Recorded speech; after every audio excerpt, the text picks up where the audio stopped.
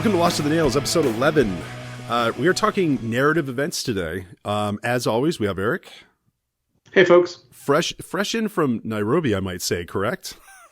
Yep. Got in Friday night. Super jet lagged. So yeah, this is gonna go great. Well, we were discussing this earlier, and yeah, we usually get compliments when one of us or both are completely cracked out. So I think this will be a great episode. Yeah, I saw that you were online in Discord at 6:30 a.m. yesterday, and I was like, "Oh, Eric is not well. He has not acclimated back to Pacific Standard Time." So yeah, I believe that was either me being awake or me desperately trying to stay awake in an airport lounge somewhere by posting on Discord. Yep.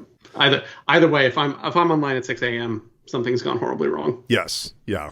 I thought you were on the tail end of being up for too long, or yeah, I knew your body was confused, and I was concerned, but did nothing about it. So joining us today, who better to talk narrative events than Tony from the Narrative Wargamer? Welcome. Hello, nice to be here. Tell us. So you have a YouTube, or you just started a YouTube channel that deals with things that you discuss on your show. Tell us a little bit about your show and what the angle is there.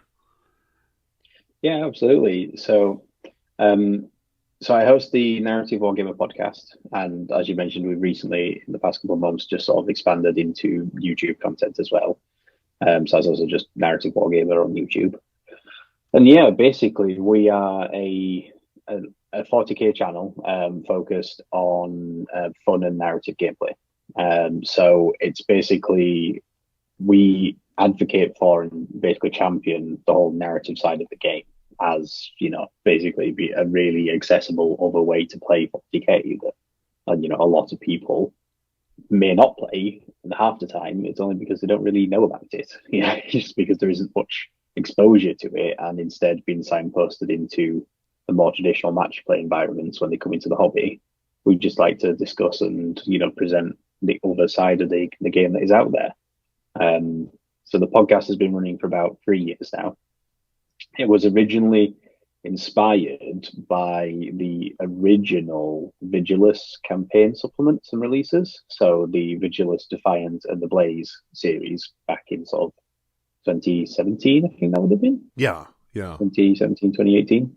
Because basically I was really getting into podcasts, you know, 40k ones, and I was really excited to hear what all my favorite podcasting shows at the time were going to have to say about all the cool new stuff in this Vigilus book. And then all that happened was people talked about specialist detachments for match play, and that was it.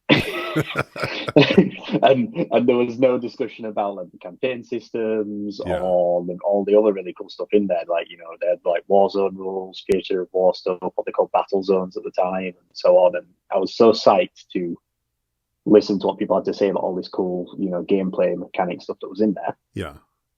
And just no one was covering it. So I decided, when I started up my own show to basically discuss those exact same things.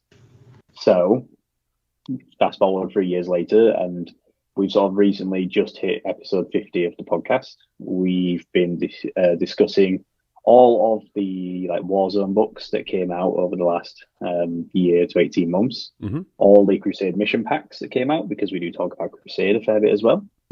And in all of that time, we haven't ever once talked about points values or latest event coverage and, like, you know, tournament wins.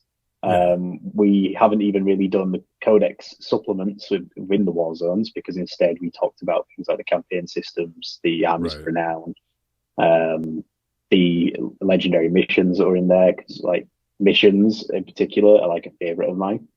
The amount of stuff that is out there by Games Workshop in all their official publications that just doesn't get talked about, and that's what we love to do. So yeah, we basically sort of go along with the Games Workshop content as much as we can, but we sort of present the other side of it all that isn't talked about. Yeah. Whenever we've talked about any of the new codexes, as and when they come along and we've had the chance to review them, we review the Crusade section. That's what we talk about. We don't dive into the details of the army itself, because there's plenty of other places that people can hear that information if that's what they want to hear. And So 2.5 years into it, I was able to actually start planning and running the first of our actual 40k events here in the UK. So the Crucible of War, as it became known, was the Narrative Wargamer narrative event. We ran it in a venue just outside of Nottingham, so it's just in sort of like Derbyshire, about 20 minutes away from Warmworld. And yeah, we've run 2 events now over the last 8 months, and they've both been huge successes. And they're basically putting into practice everything that we talk about on the show. And further to that now, we're just starting to dip our toe into YouTube, and the battle reports that we produce on there are again representing the kind of missions and the way we like to play and the sort of things that you can play at the Crucible of War events. And it's just putting into practice our whole approach to narrative 40k. Yeah, and Eric, you talk about that all the time, where it's harder. It's interesting. So I always wonder when people do shows like that, and you would think that narrative play is general enough, but given that so many people, the low hanging fruit is, oh, the codex came out, let's compare this unit to that unit and points efficiency and that sort of a thing, which is an easier thing to do. I always wonder if it's, I quote the premise of this book all the time and never remember who the hell wrote it. There was somebody that talked about, they're writing about in the music industry about how it's better to have a small chunk of the market that is just loyal as hell than it is to have the one great hit, and that sort of a thing. So if you look at there are bands like, I bought tickets to Archers of Loaf, just put out, it's a small indie band out of North Carolina from like the late night, broke up in like 98 or 99, I want to say. They just put out their first album, and they don't sell massive venues, but every time they go on, have any kind of a tour, it sells out because the fans they still care 22 years later, and that kind of a thing. And I think that's kind of what's interesting is like narrative players, I think it's not just that there aren't that many people, like people that are into it are really into it and interested in talking about it. And so much of the discussion tends to center around noise, where it's just this unit versus that unit, where, I mean, it's, I don't know, it's kind of like a cheap sugar fix versus like real sustaining protein or, yeah. I think we've talked about this a bit, that I think matched play and competitive play is very easy to talk about. I mean, there's a constant drip of things, first of all. And then also, I think a big part of it is there's an agreed upon what we're talking about. Yeah. To spoil segment 1, the first dot we have in our show notes is defining narrative play. Mm-hmm. Whereas, if you sit down with match play, we all agree what matched play does. Yeah. You're there to beat the other guy in a game that lasts as long as the game lasts, and then there's no persistent impact of that. There's no, you don't have to think about what happens before or after that game. Right. It's agreed upon. Essentially, the independent characters used to talk about the conversation you have before the game and social contracts and all that. And match play largely has that as a fixed thing. Yeah. Whereas, in narrative play, I think there's a lot more sort of nuance and subtlety, and what does it mean to your group in your particular area? Yeah. That makes it, I think, a little bit harder to talk about. I think that's one of the nice parts about Tony, your podcast, is that you have sort of a group of people who all sort of agree on what that means, and you're talking about it sort of in your context. And I think that does capture the classic, guy who only plays orcs and has 10,000 points of orcs, is probably not hot into the competitive scene. But I think there's some very passionate players there, and some people who do really enjoy the hobby and put a lot of work into it. Yeah, absolutely. And, it is funny how you say, defining it is an interesting thing. I actually would have, on my YouTube channel, is a short little 20-minute piece talking about how I personally define narrative play, like what it means to me. And as you say, the sort of my co-hosts and stuff on the podcast and so on have sort of been cultivated in a way to come from a similar mindset. Most of them have at some point originally been listeners of the show, and obviously it's clicked with them in such a way that they've inquired about coming on, and I've had them on, and then they've just become regulars. And we we have a great time with it. And like you say, there's certainly an overarching concept of what we consider narrative play to be for us, but it does branch in itself in many different ways. Now, one of the things that is useful about match play, as you say, is that fixed concept, that idea of, people have an understanding of what it is before they sort of get into the details of it. Two people can have a conversation who haven't met before, but they'll know the general gist of match play. That can be a little bit of a barrier for narrative play because, again, where are the boundaries, where are the goalposts of people? Now, for me, I find that two of the misconceptions about what narrative play has to be, when it doesn't, it can be, but it's not a requirement, is one, the sort of difference between narrative play and historic play within the setting.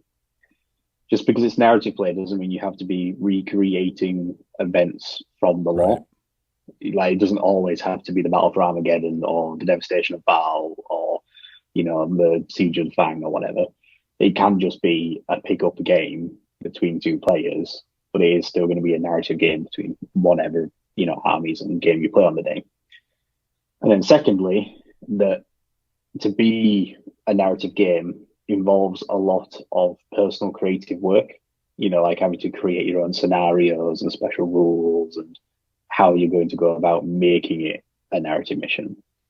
And to that's one of the things that I think is hugely misunderstood, is how much stuff Games Workshop puts out for people to use. And the entire Crucible of War mission catalog now has, I think, 32 unique missions and like environment rules and stuff that I've pulled together from official Games Workshop sources. I've not created any of that content myself. Like, it's all official missions from Crusade mission packs, White Dwarfs, Warzone supplements.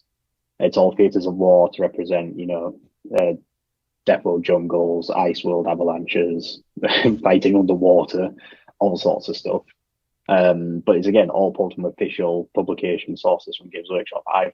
You don't have to be like a GM creative in order to be able to put together a narrative mission. I think that's a thing I talk to people about a lot. Someone was talking about, they wish GW had more support for sort of small combat patrol style games. And I was like, all the mission packs have 6 missions for 25 power level games. Yeah. There's like 5 or 6 mission packs now. Yes. What more do you actually need? And they just sort of looked at me flabbergasted, and I was like, yeah, like, those mission packs are for you. It's okay. Yeah, all the ones you skip over at the beginning, those are all 25 power level missions. So yeah, if you're complaining they don't exist, it's because you skipped ahead. Yeah, the main rulebook itself has a bunch of different scale missions and includes a set of Crusade missions for all those different power levels as well. So you don't even need to get a Crusade pack to be able to start playing Crusade missions. They're just in the main rulebook, you can call that. Man, so we always joke about our show being very conversational and our notes being really loose. I was like, well, we just kind of went straight into introducing the guest and starting the first segment.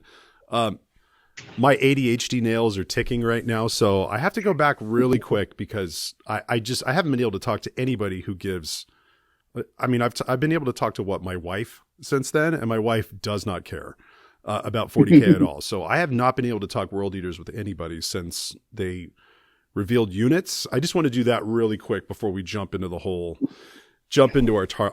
topic. So. You might soon be able to talk to the 8 different demonic voices in your head if you're lucky. So earlier this week, somebody had posted in the 40K World Eaters group, which, by the way, yes, I am a member of that group. I've said in the past I don't do those. I found out that I am mature enough and I've developed enough as a person that I can be a member of those groups and see people that just 3 years ago, I would have wanted to go through the internet and just punch in the fucking face. I can now read that stuff and just laugh. It's okay. I've grown as a human being, so I'm evolving. But so a week ago, somebody posted something, or like a week and a half ago, and it was supposedly like the points from the Codex, and they were showing units in it, and I was like, okay, jackals. I don't know what those are, but by the points, I'm assuming they're the generic human cultists.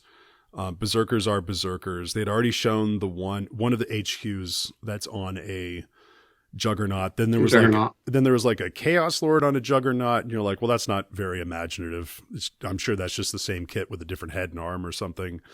And then they showed these the two elite units that they ended up previewing, and that was it. Like, it didn't have red butchers or anything like that. And at first I thought, oh, this is clearly bullshit and fake, because if we follow like the Thousand Suns and Death Guard models, well, not literally models, but the way they rolled those armies out, I was like, okay, you're going to have a core troop, which obviously will be berserkers. You're going to have some sort of a human or abhuman cultist type thing. That's going to be there. Selection of HQs, probably a Terminator unit, and some weird little characters and maybe a vehicle or something. And what was interesting was when they released all these models, I was like, oh shit, that is everything that was in the points thing. This might be all that the Codex has in it, And the level of whining and entitlement on Facebook was absolutely crazy to me. It was like they'd been betrayed or they were getting ripped off. And I wanted to tell them, like, you had a 20-plus-year-old plastic kit before. Now you have these things, like, this could be like a Sisters thing where in the next edition they get a bunch of stuff added on or whatever it is. But what is, I'm curious, because my thoughts are going to be completely biased. What are your guys' thoughts on what they did release? And if what they released is the extent of it, where are you at in thinking on that? Eric, do you want to start with that one, or?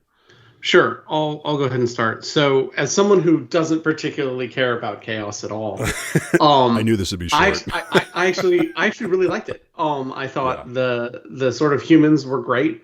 I'm gonna steal them for other projects. I really like the concept behind the 8th bound. Yes. I love the idea of just like, let's just shove more demons in and see how that works out. Yeah. As a concept. And I'm gonna make a controversial statement here. I like that they don't have red butchers. I think that, do explain that narratively, to tie this all together nicely. Yeah. The red butchers were at the Siege of Terra, and the World Eaters got messed up. And between sort of the loss of their Primarch and then later Karn doing his thing, I feel like the Red Butchers as an organization died. They're not a unit known for tactical retreats. And so, I think the Red Butchers all died on Terra, and that's my story, and I'm sticking to it. So I actually like that they've moved past that sort of echo. You have, like, if we anticipate that, the Thousand Suns were sort of never fully committed to things. The Emperor's Children peace out like halfway through the siege to go do war crimes elsewhere. So, like, sure, they get their units. I feel like the sort of core iconic heresy units of the World Eaters all died like they should have at the Siege of Terra. So are Berserkers just rampagers? Berserkers are just angry guys. Okay. Because they don't have the whole gladiator thing going on. You can put the butcher's nails in new people. Mm-hmm. You can shove them full of demons, but that's how you make new ones. In fact, you can shove them full of 8 demons. That may or may not work. I do love the concept for the 8 bound. It's just like, what if we just pack a whole bunch of demons in a dude? That'll work out great. When they were describing what that was, they're like, oh, they're the 8, because they had the thing where it was like the 8 bound. And I'm like, I don't know what that means, but 8 bound, okay, yeah, they're probably, possessed or something like that. When they're like, oh no, each of them has 8 demons. And I was like, all I could picture was Spinal Tap, No, but this one has 8, like they just it's so fucking ridiculous that I can't. I immediately went to there are 2 wolves inside you. but there's 8 demons inside you. Why not? Although I will disagree on the Red Butchers thing, because they all died, but what is one thing that the World Eaters never run out of? Well, no, then again, no, I just talked myself out of it, because I was like, they're never going to run out of lunatics that go over the edge. But then again, they're all lunatics that went over the edge, so there really is no special place for. Okay, never mind, I'm good. Tony, your thoughts? Well, I will say that I was surprised to not see Red Butchers. to see some Terminator kits. When you've got the Scarab Occults, the Yeah. Blight Lords, and the Death Shroud equivalents, in the other dedicated God codexes. But when thinking about it, I suppose the Red Butchers could still be covered up simply by a stratagem upgrade at this point in time. Yeah. Because unlike the Scarab Occults and the Blight Lords, you can probably still do the Red Butchers justice with a traditional Chaos Terminator kit. Mm-hmm. They probably don't need a new kit at this point. They might have rules in it, within the codex, even if it is a stratagem upgrade. You can probably do them justice that way for now, so that they can put out new models like the 8-bound to sort of support the range in a unique way for now. I mean, the Death Guard have, had 2, maybe sort of 3 waves of releases to them since their initial breakaway from the CSM Codex. So maybe in, another 5 years' time, we might see second or third waves to the World Eaters that adds to the range and includes the Red Butchers. But for now, you can probably, from a production point of view, get away with not needing to do that kit if you can do other kits in the meantime, like the 8-bound, which I think is great. Yeah. Although I will say, the thing with the 8-bound that got me, believe it or not, it's a narrative point. It's the one that gets me the most, is this idea that cramming them full of 8 demons, and yet on the face of it, the 8-bound don't look as possessed as the standard Chaos Space Marine possessed. I think the Exalted 8-bound do. I think they're sort of getting there, looking like they have properly been taken over by demons. But the regular 8-bound just look like particularly, buff World Eaters with a couple of talons and fangs. Yeah. Now, I wonder, and I can imagine this being the case as like my headcanon for it, is that in theory, if when a traditional possessed Marine obviously is inhabited by a demon, the demon works its will on their body to rework its form, to what they, envision they want their mortal vessel to be. Well, I suppose those 8 demons are in his head and in his body aren't exactly agreeing on what form he wants to be taking. So they're probably all vying for control amongst themselves at the same time. They're probably not all getting along. That was my impression. Yeah, especially considering that they are presumably all corn demons. Yeah. In his head, Yeah. So I can only assume it's almost the Mr. Burns equation. They've got that many things all trying to kill them in different ways that no single one really takes control. Yeah. They can't all fit through the door frame at the same time, right? Invincible.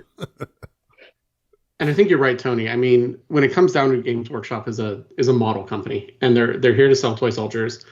And I don't think there's any range right now that has a brand new book where they've said, "Oh yeah, we're done making models for that. We're good, done and dusted."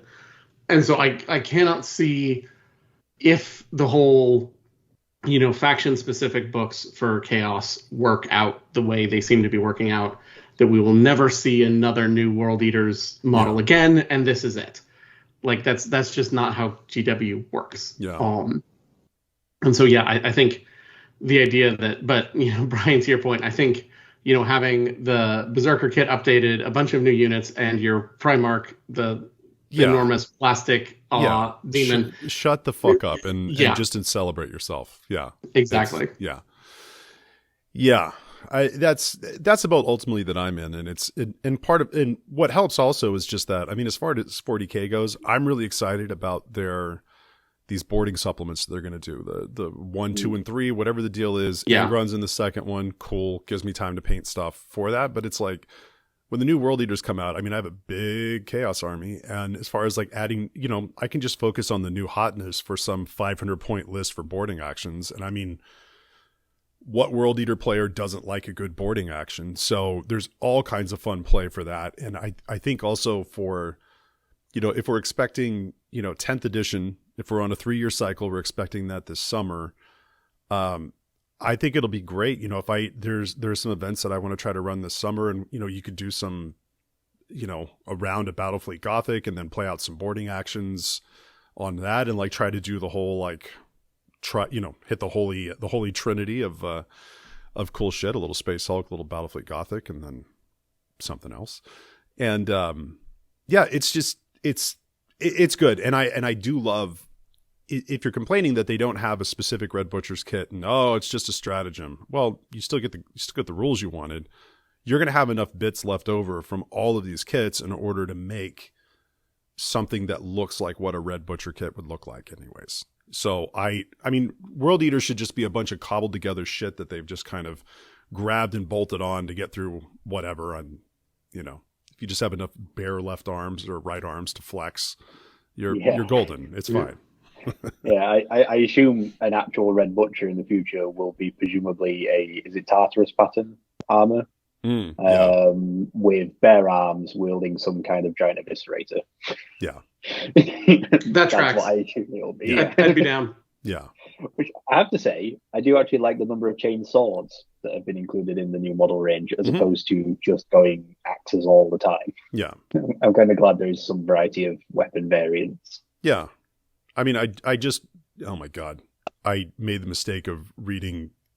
I'm just going to read one little section of Betrayer because I was like thinking about doing my narrative all Dreadnought list for Zone Mortalis and 30K with the boarding of the Conqueror and that kind of stuff.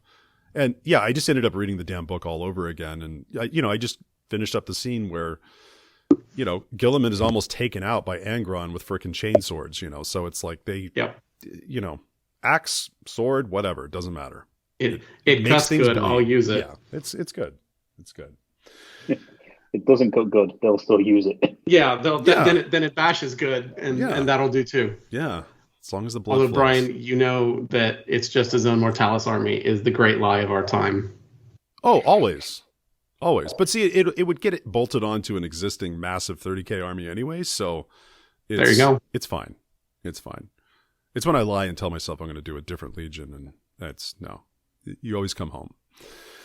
So, man, there are no pro level transitions in this episode so far. I think it's because we started so smoothly. Usually I have to do like 4 or 5 takes going, what the fuck are we talking about? And I didn't have to do that. So this is my not so smooth thing straight into our first segment. So we're gonna break this up and talk about what narrative play and narrative events are and look at it from a player perspective.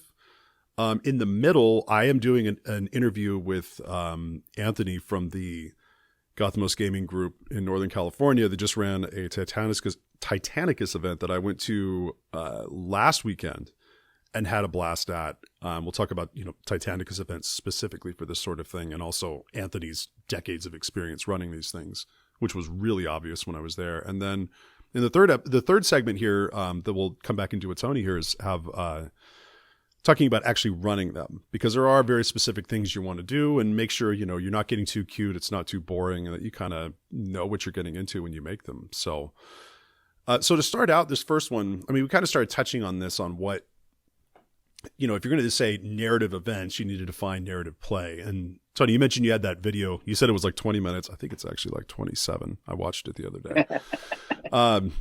And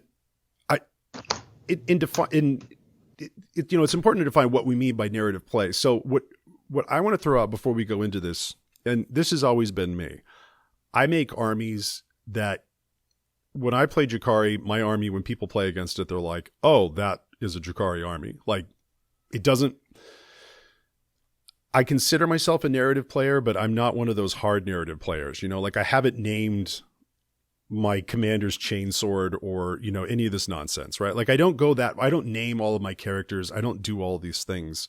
But when I play, I want my army to play out the way that when you read the background of the army, I want to sort of put on the table what's going to translate what the background's supposed to be. So I want to take units that fit. I want, you can make weird builds even with the World Eater's army, but like for the most part, I'm going to want to bring stuff that if I show up with my Crimson Fist, they're like, oh yeah, clearly they would have lots of bolters and this kind of stuff. Even though I can look at two options on a list and figure out which one is more proficient. It's like, no, I think of a theme and I take units to fit that theme. And then I figure out, even when I'm doing match play, how to make that work. And to me, it's like, I would rather win and lose that way than to just go with, oh, this hasn't been FAQ'd yet, so I'm going to crank that up to 11 and take all of those. So that's where I'm coming from. Like when I go to paint anything or do any kind of an army, it's like I figure out what the theme of it is generally, and if there's a sub faction, I kind of lean into whatever units they're going to go with and make it look like that, and I want my games to kind of play out that way. How beyond that and what we've kind of discussed, what else would you guys add for what narrative play is? Well, for me, especially when in the context of events, or any kind of organized play that is narrative play, for me, the caveat is if it is some factor of, be it gameplay, the missions, army list formats, or, whatever you bring in the armies in themselves, if it's something that would be considered unsuitable for matched play, then I consider it narrative play. Because one of the main features that we have in the Crucible of War is that every game has a theatre of war. So it's got environment rules, so it could be things like lava fields flowing onto the battlefield, it could be ice storms, it could be sweltering heat in the desert, whatever. And whilst the rules for them certainly have an impact on the game, because there'd be no point in using them if they didn't, if they were inconsequential, but those impacts are not so much that they're completely distorting the game. Yeah. However, there's no way that you would get any of those rules passed into a match play environment. Right. Because the players and the organizers would consider it to be not necessarily overpowered, but sort of by definition imbalanced, because it doesn't fit the very chess-like neutral, even playing field that match play represents, and tends to leave generalmanship as the only real variable. Right. In theory. Whereas if there's something which doesn't fit into that confines of that environment, then I feel that basically denotes it as a good candidate for narrative play. Yeah, I think that's a lot like how I define it, Tony, is that narrative play is opening up, I think, a lot of options that matched play expressly excludes, because it's not necessarily balanced and sort of even-handed. And so that includes a lot of things that sort of essentially, you start with a match play game maybe, and then you sort of disqualify yourself as you're doing narrative play. But for me, I think narrative play, the core that I follow is sort of like Brian, where I'm trying to bring an army that feels like the army. Mm-hmm. And that is, in some factions, very easy to do. In some factions, it's a little harder.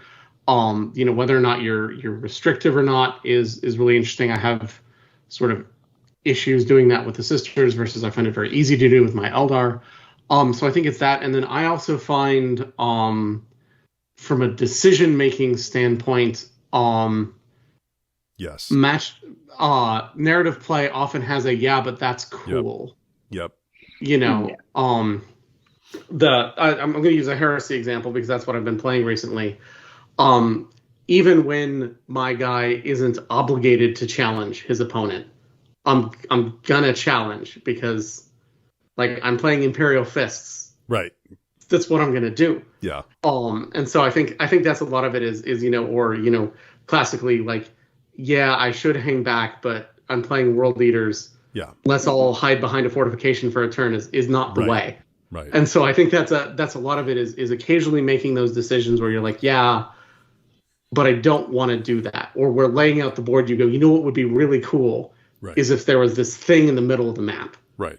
And that's not symmetrical and it's probably a mess, but wouldn't it be cool if that's what we were fighting over? Yeah. Is a lot of it. One of the defining features of the boards that we play on at the Crucible of War is they are very much not symmetrical boards. Yeah. Yeah. The missions, the deployments, all of it can it can be sometimes very asymmetrical in some cases, and we even had because of the logistics of how I organize it, that we'll get into later, I'm sure. I even had one or two boards which would be physically unsuitable for certain armies. Like we had a city fight board where there would not physically have been space for a Land Raider or an Imperial Knight or something like that. But because of how we organized it, it was a board that was set up for particular armies to play on, and they had a great time. Yeah. we had this is like a multi-leveled city fight board, almost a bit like Necromunda writ large for 40k. Yeah. And we had the Blood Angels army, again mostly jump packs and stuff as you would expect in Blood Angels, versus a mostly Raptors Night Lords army. Yeah. So the two, jump pack assault marine armies leaping between levels and buildings and all sorts. Sure. Just getting into aerial shenanigans. Yeah. Tells a really good story in a way that That when you guys were talking, and Eric, as soon as you said that it changes your choices, that's what I was saying yes before you even finished it, because I knew I knew where you were going to go with that, and that is a point that, even though, like I was saying, I was kind of selling myself as more of a themed army player that plays match play games. The thing that about narrative things, and we'll get into this when we get into the next part here about how it looks differently if you're playing between two people, a small group or a large group, is that the biggest thing for me is that in match play, you're looking at victory conditions that add up to a number. That's dictating your choices that you're making during the game. That's dictating what you bring. That's dictating how you play. That's going to make your world eaters sit on something in a backfield when they should be screaming and running forward like maniacs. That's the thing that I love about narrative play, is that it dictates your army choices. It also changes up your gameplay, because the agreement isn't just, I'm going to do these things that add up to a number and the person with the higher number wins the game.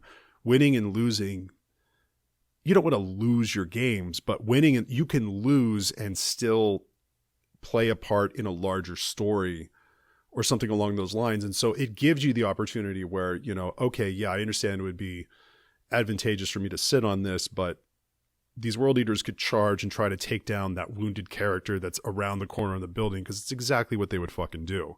And that, even though it might not show up on the score sheet as a win or, satisfying some sort of a victory condition, you and the other player both know that was an awesome cinematic moment and exactly how it would have played out.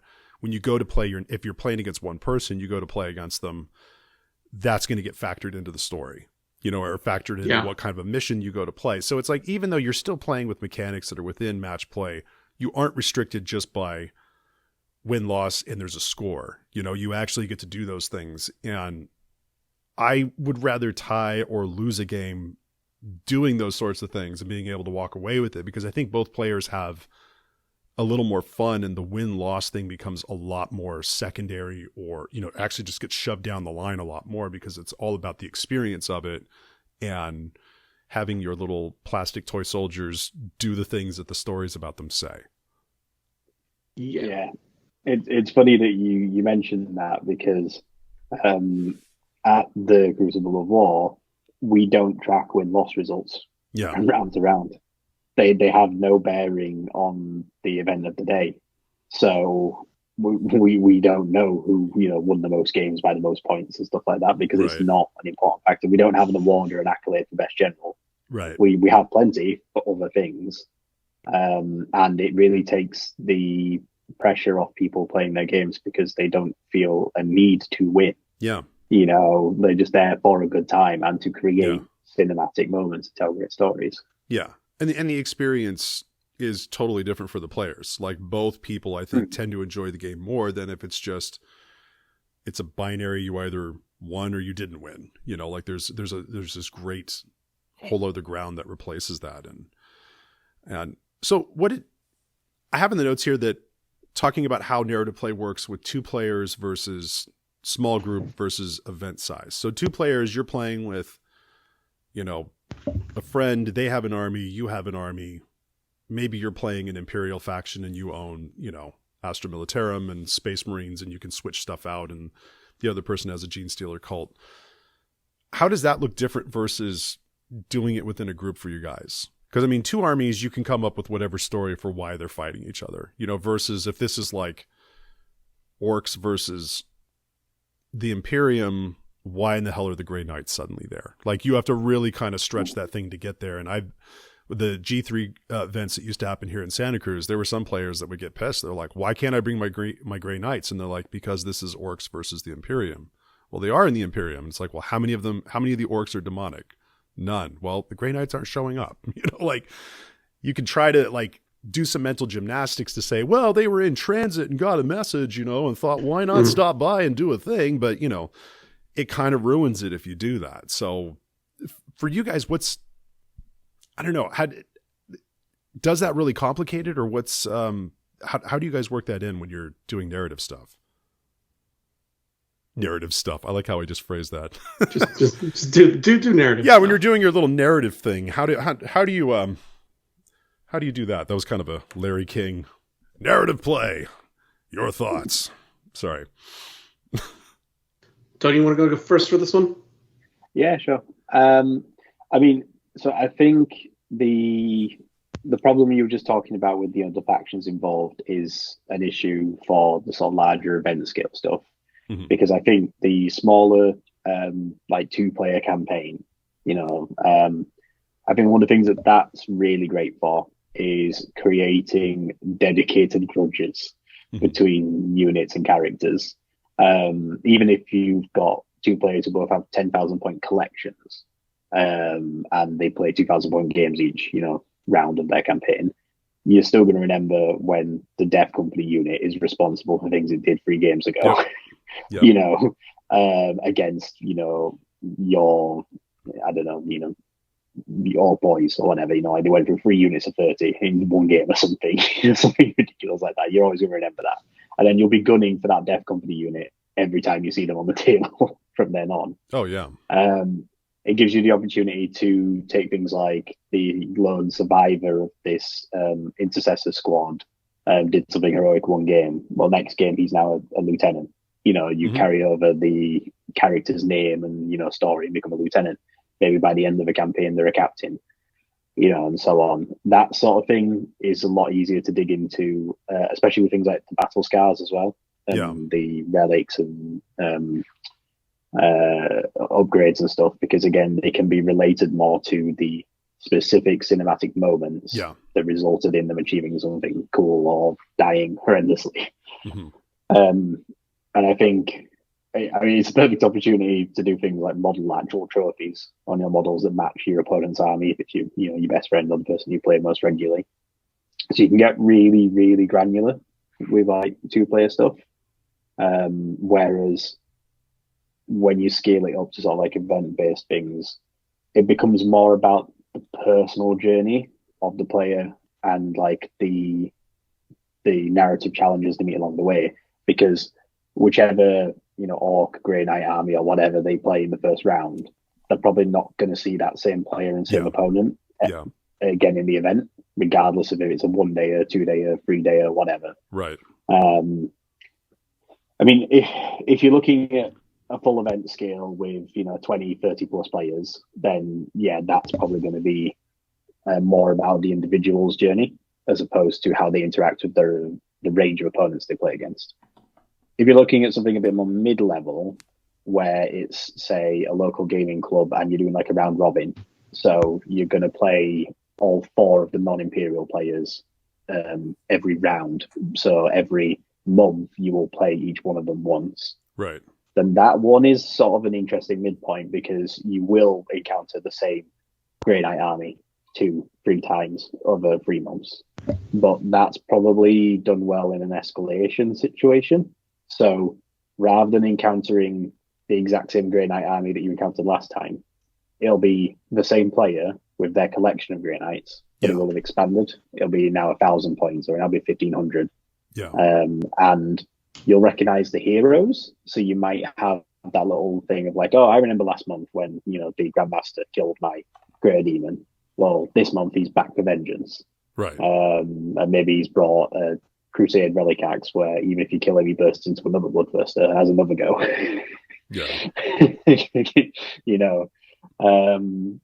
So that, I think that's probably a good sense of scale for those 3 things, like really granular personal grudges for like 2 players, a couple of escalation-based encounters in a round-robin situation, sort of like 8 to 10 players, and then all focused on the individual's story arc for their army and the challenges they encounter when playing a large 30-plus event, because everyone's journey is going to be different, but no one's going to be probably encountering the same opponents multiple times in that time frame. Right. Well, the nice thing too with the large event size one, you won't see the same opponent twice, so you don't get to sort of have that fun experience on the small scale narrative play.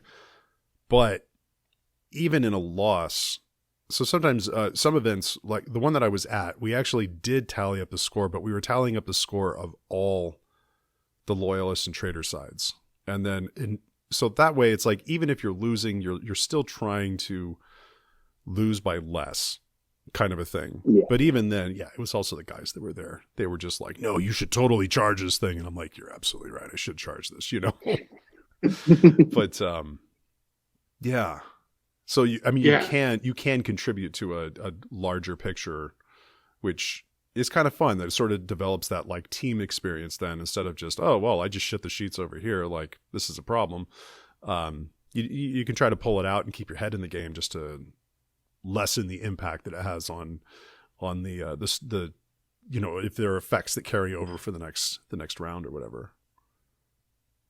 Yeah, I think that events, like large event size things, as you said, Tony, starts being more about each player's sort of personal journey and what sort of narrative patterns are coming out of the games they played. So in the Seattle Open narrative event, for me, that was I have a very aggressive Farseer that just has all the angry powers.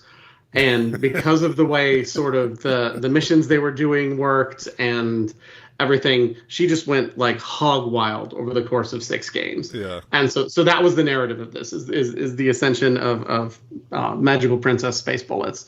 And she was just angry all the time. And so I think that you follow sort of that pattern. I think for small groups, as you mentioned, you do get sort of recurring encounters, and you can start getting some of those, granular grudge matches as you start, it depends on how small a small group is. Yeah. And those are most of the narrative games we play. But in those, a lot of what we end up telling is the story of a faction. And so again, Brian, sort of, as you said, you're helping your faction, you're helping get this done.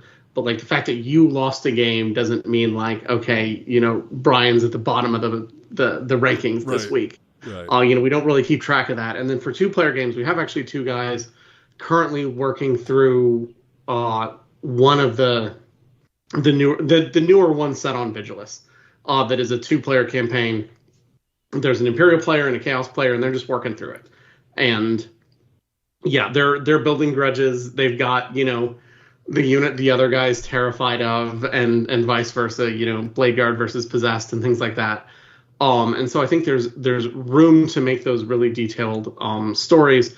But I think one of the things that's nice about sort of larger events and larger things is that you also tend to get a broader sort of swath of players. So the thing I always worry about with 2 people is, okay, what if one person loses all 4 games? Yeah. And their narrative is just how Chaos got their ass kicked this time. Yeah. It's easy for one game to be like, oh yeah, the heroic martyrdom of my stupid dudes, but it's hard after 4 games or things like that. And so what I like about small group games is you can start doing things like we have a player here who plays Necrons, who is really great, and he's a great narrative player, and he's just real good.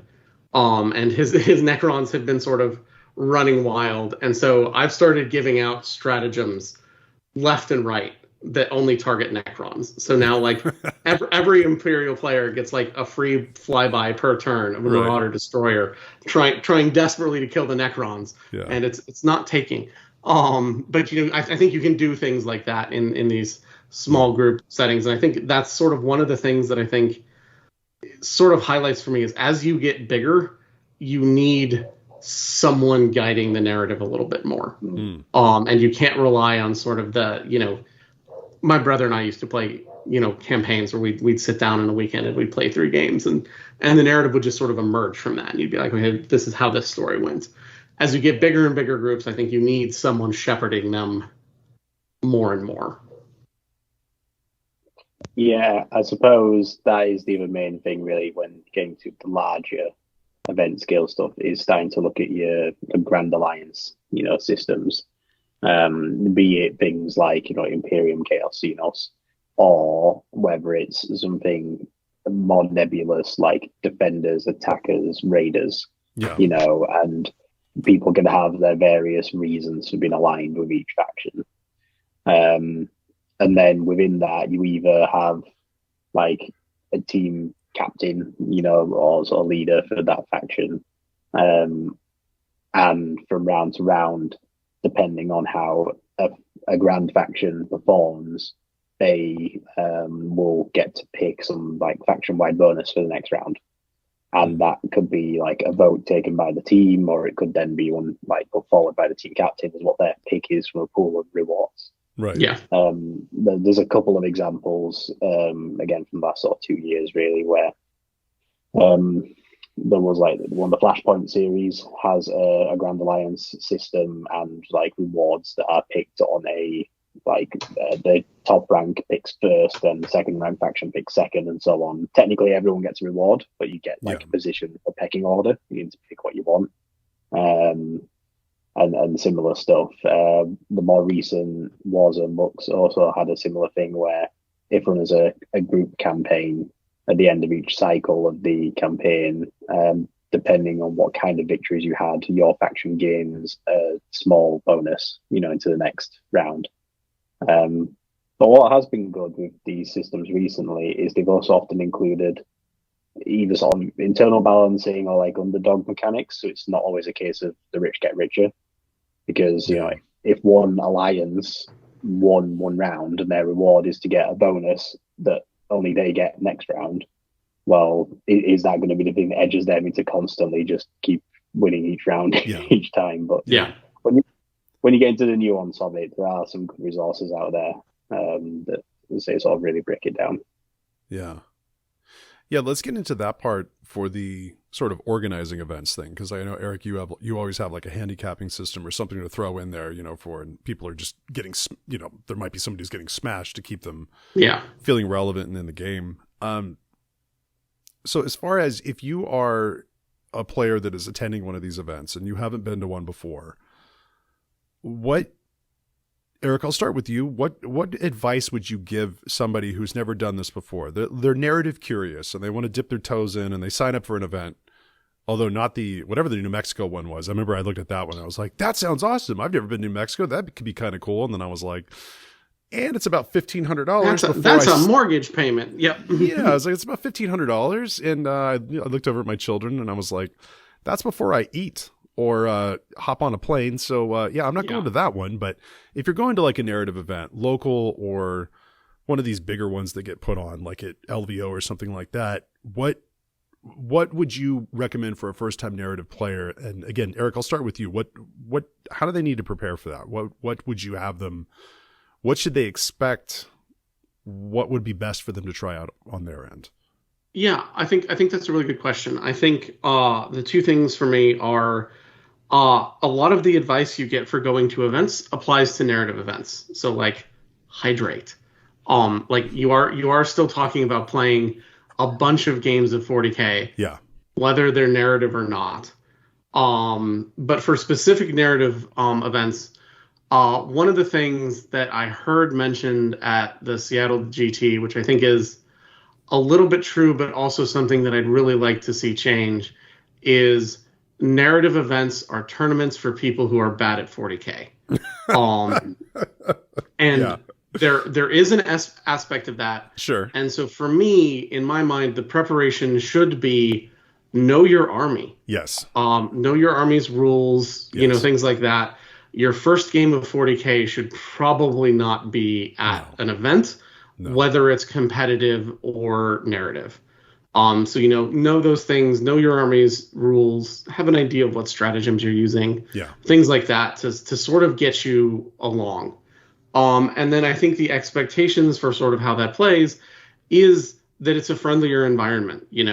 Explain your army. If you've got a particular trick that is sort of the thing your army does, maybe check and see if your opponent knows how that works. Yeah. So for example, when I was at Seattle, the Eldar Codex was pretty new. The whole you can pack a unit of Howling Banshees into a Falcon, deep strike it, and then charge them out of it. That's really rough. Yeah. And something that not a lot of people were aware existed yet, especially if you weren't paying attention to the more, competitively minded podcasts. And so I sort of warned people, like, by the by, this Falcon is a drop pod with laser guns on it. And like, this will wreck your shit. You should be aware of that. Yeah. Also, this is my army's big trick. Like, this is what it does. And then I think the other thing is I said this a couple times, and I had one person say to me, the idea of this is not how I want to win this game. So things where your opponent has made a mistake. So an opponent of mine, for example, forgot to move his Archon one turn. Yeah. And so left him out in the open, out of position. He's going to get pounced on my turn. Yeah. And he's like, oh, shit, I forgot to do that. Do you mind if I do that? If I was in a competitive game, I'd be like, look, dude, we're like 2 phases past that. Yeah. You like, done sorry, fucked up, sir. Celebrate your life life choices. Fucked up. But that's not how I want to win a narrative game. Right. I don't want the story to be inexplicably the Archon had an aneurysm and that's why he lost. Yeah. And so, doing things like, hey, or, we had in our game when we were at, what was it? Nova, when I was playing in one of the sort of more narratively minded heresy games, very first turn, my teammate had his 10 Cataphracti Terminators take 2 losses, fail their morale check, and run off the board. And my opponents were like, okay, that's like a third of your army because you rolled a bunch of ones in a row. Yeah. None of us really want that to be the way we win. Right. So do you want to bring back half of them in ongoing reserve? Yeah. Because like that's not how we want to do things. Right. So I think that aspect of in terms of expectations is be ready to do that. If you're losing, don't be salty. Sort of basic sportsmanship things. But a lot of it is know your army, come prepared for that, but also, be prepared to try to build a story with your opponent. Okay, what's going on here? What is the thing? If something feels really cool, do that. Yeah. And occasionally that results in hilarious hijinks and great stories to be told later. Right. And that's really what a narrative event is supposed to be. Yeah. And I totally agree with that. And again, this goes back to what the objective of the game is. If the game is to try to play out some sort of a situation, it's not, competitive play, you are looking to capitalize on mistakes and those sorts of things. And, if you were playing your friend, if you like, that's the thing with narrative event is like, if you've played Garage Hammer with your friends and enjoyed playing 40K, one of you has forgotten to do something at some point and you've told them, no, go ahead and do that because you obviously would have done that. Like that kind of stuff. And it goes back to the objective of why you're there, which isn't, I don't want to try to paint some sort of an image. Like some people, not all competitive players are just there to win at all costs or do that kind of a thing like that. I mean, it does exist, but it's not, for the most part, they want to have the best scrap they can possibly have and do that. But when you're playing in a completely competitive setting, like you don't want to go, oh, that you should have done that 2 phases ago, go ahead and do it. Because it's kind of like breaking the larger agreement where it's like we're all just trying to smash each other over the head with hammers here. So it's kind of, I don't know, narrative play, again, it just fosters an environment that I think is, the fun is very reciprocal. And I just think it's, I don't know. Tony, before I keep rambling on some sort of a point that may or may not be happening, what would you add to that for players? Like what should they expect or how should they prepare for a narrative event? Well, in particular for players who perhaps it's their first time attending a narrative event in particular, I found that we tended to have sort of 2 types of first timers. Mm-hmm. We've had people who it was their first time attending any kind of wargaming event. Yeah. Possibly because they were intimidated by or didn't like the idea of attending a match play one. and they're hoping that a narrative environment might be something a bit more welcoming or friendly or just easier to more approachable. Or the other end of the scale is players who are sometimes perhaps a little burnt out on match play. Yeah. And just want to try something different, and be like, all right, well, I've been in the match play scene plenty. I know what a standard 40k tournament is like. I wonder what a narrative one is like. And sort of my blanket rule for both of those sort of players really would just be, just try to roll with it, just have fun. Mm-hmm. Because from the perspective of a newer player to like events in general, and perhaps who's newer to playing in an environment where it's going to be against new faces, new people, playing three games a day sort of thing, stuff like that. Just have fun with it. Don't worry about trying to win. Like you said, look to create cinematic moments, play to what you feel like your army would do, and just have fun more than anything, because hopefully your opponents will probably be in a similar mindset, and you're just going to look to have a great time with them. And don't be surprised if something surprising or unexpected happens, be it something that the organizers spring on you, or be it something that is a twist in the story between games or something like that.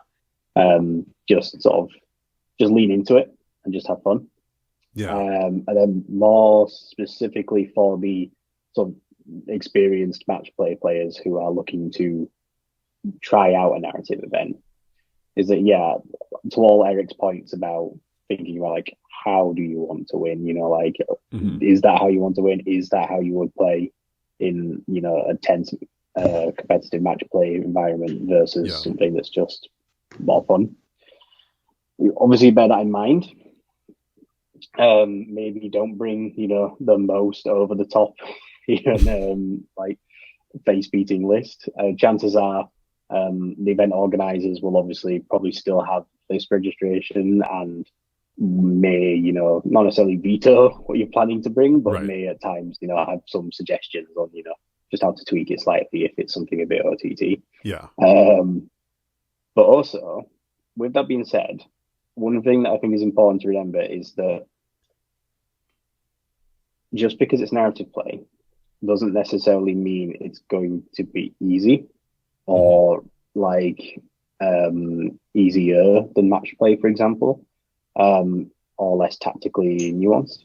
Like, a lot of narrative play stuff can actually be a lot more tactically challenging, especially when you could be pitched into situations that are asymmetrical or going to be an uphill struggle for a certain army or certain situation. Like, it's not so much like you're likely to encounter a gatekeeping list like you would do in match play. Right. So it's less likely you're going to show up with a hand flamer, gene stealer cult army, and then get thrown into Imperial Knights. Yeah.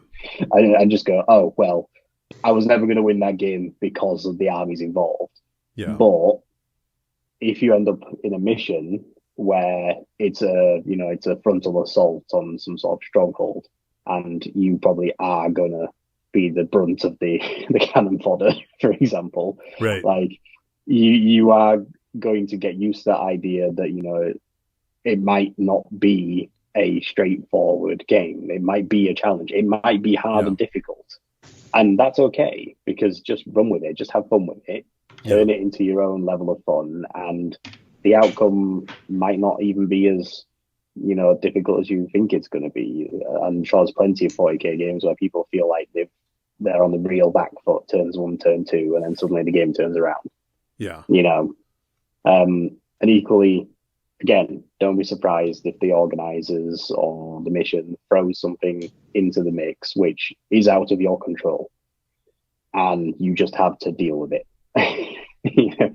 It's not necessarily going to be just a straightforward, I know all the factors going into this before the first dice is rolled. Right. You're just going to have to, it's more of a living environment, and things may change as you play depending on the kind of event you're involved in. So going last on this one gave me time to gather my thoughts, and also you guys hit most of the stuff I was going to say. Like, absolutely know your army. Make sure the theme isn't just I kick your ass. But the thing you were just saying, Tony, about and this is the main reason why I think people that don't play narratively should try to do it every once in a while, is if you go to an event where you know all the players, that's going to be a different story. If you go, so like the one that I went to last weekend, where I'm going to talk to the organizer in the next segment, I didn't know any of the players. If you go there and just understand it's going to be the game that you love, it's probably going to look a little bit different. And just be prepared to have fun with whatever that difference is, because you're going to walk away from an event like that, unless it's just a complete shit show and filled with assholes, which is really rare to come up with. Like, there's too much effort going into a narrative event to have it just filled with assholes. Like, I don't think that's going to be your likely scenario, but you're going to see the game played a little bit differently. You'll have an opportunity. It's almost like, you know, if you have a routine in the gym, you hit 6 months of doing that routine, you're going to plateau and not really have any results anymore. It's going to be just kind of going through the motions. 40K is the same way, or any game that you play. And so when you go to play at a narrative event, maybe if you show up with a themed list that you don't play in match play, it gives you a chance to bring different units that you wouldn't use, but you're also going to play them under different circumstances than you're used to. And if the organizers, you know, all of a sudden, and now there's a battleship just disintegrated in orbit. Now there's like meteor barrages, or, you know, barrages of wreckage and things like that. Like, it's going to give you new little mini challenges to play through. And that is always a good thing for your game. Like that, even if you consider yourself a competitive player, you go and play a narrative play and you have something thrown at you that you're not ready for, that's going to be the same type of practice for any other games where you're running into a list you haven't played before or whatever it is. So just embrace the new and embrace it as something, a different way to play and a way of challenging yourself and keeping the game fresh. Yeah, I mean, so one thing I would absolutely say, especially when compared against the contrast, is the modern 9th edition tournament event. Yeah. Chances are, in a narrative event, there's probably going to be 2 pieces of information that you don't necessarily have up front, which you might do in a traditional event, which is one, what all the missions are each round that you're going to play. Yeah. You might not have the information to get to the table as to what the actual mission is, and therefore what the objectives are going to be for that game. And 2, most of these events probably won't even necessarily play with something like secondary objectives. So when in a modern day event, a player might go in expecting to know what all 3 games are, therefore what all the primaries are for all 3 games, and what secondaries they're building their army list into. They almost have a pre-prescribed plan for the whole day and what missions they're going to play. So when it comes to building an army for a narrative event, if that information isn't to hand, which there's a good chance it might not be, because it might even vary from player to player, right, you have to build an army that's capable of achieving as many flexible battlefield roles and goals as it might be tasked with. It's all fine building an army to just, you know, be in 4 table quarters and plant flags, right, regardless of the mission. Right. When if you go to a narrative event, you might be tasked with having to escape off an exit point off the table, or escort a VIP NPC, or have to defend a certain point on the battlefield and prevent enemy units from entering it and stuff like that. You know, all these things which you might have brilliant action monkey units for doing your, you know, secure 4 table quarters and do your and so on. But what are those units going to do when they're not contributing to whatever the battle plan is, right, for that narrative mission? You know, the 5 intercessors who stand in that table quarter aren't going to be great at sprinting across the field to reach the exit point. Yeah. And I think, Brian, you brought up something that I think is really important for folks who are sort of looking to get into narrative play from match play is I think there's a type of unit in the game that's always really awkward, which I call the 80% unit, which is the one that's 80% as good as another unit. Yeah. In match play, that's useless because you should have taken the better unit. Right. Or the better loadout or whatever it is. You know, this with maces is always better than this with swords or whatever. Yeah. Matched play really incentivizes not taking those, whereas I think narrative play gives people room to be like, yeah, but I really love that. Like Yep. that tank looks really cool, or I had a unit of these and I just loved them and I've never managed to get them on the battlefield. My example is the Paragon Warsuits for the Sisters of Battle. They look awesome. They're just okay. They're great in narrative play because like you have like these giant heroine warsuits with enormous swords wading into hordes of baddies. Yeah. Like don't bring them necessarily to a tournament or whatever, but like that's a place to do that. You know, you can get to play with those things that you're like, oh man, if they were just a little bit better, I'd take them to a tournament. Take them. Yep. We had a orc player whose army theme was everything has legs. Pretty good. It was like 120 orc boy horde of Gazgul and dreadnoughts. Like everything just runs at the enemy, literally runs. Wow. And it's because you wanted to bring the army, and it's that sort of typical green horde style orc army that you might expect to see in the lore or in a diorama or a scenic piece.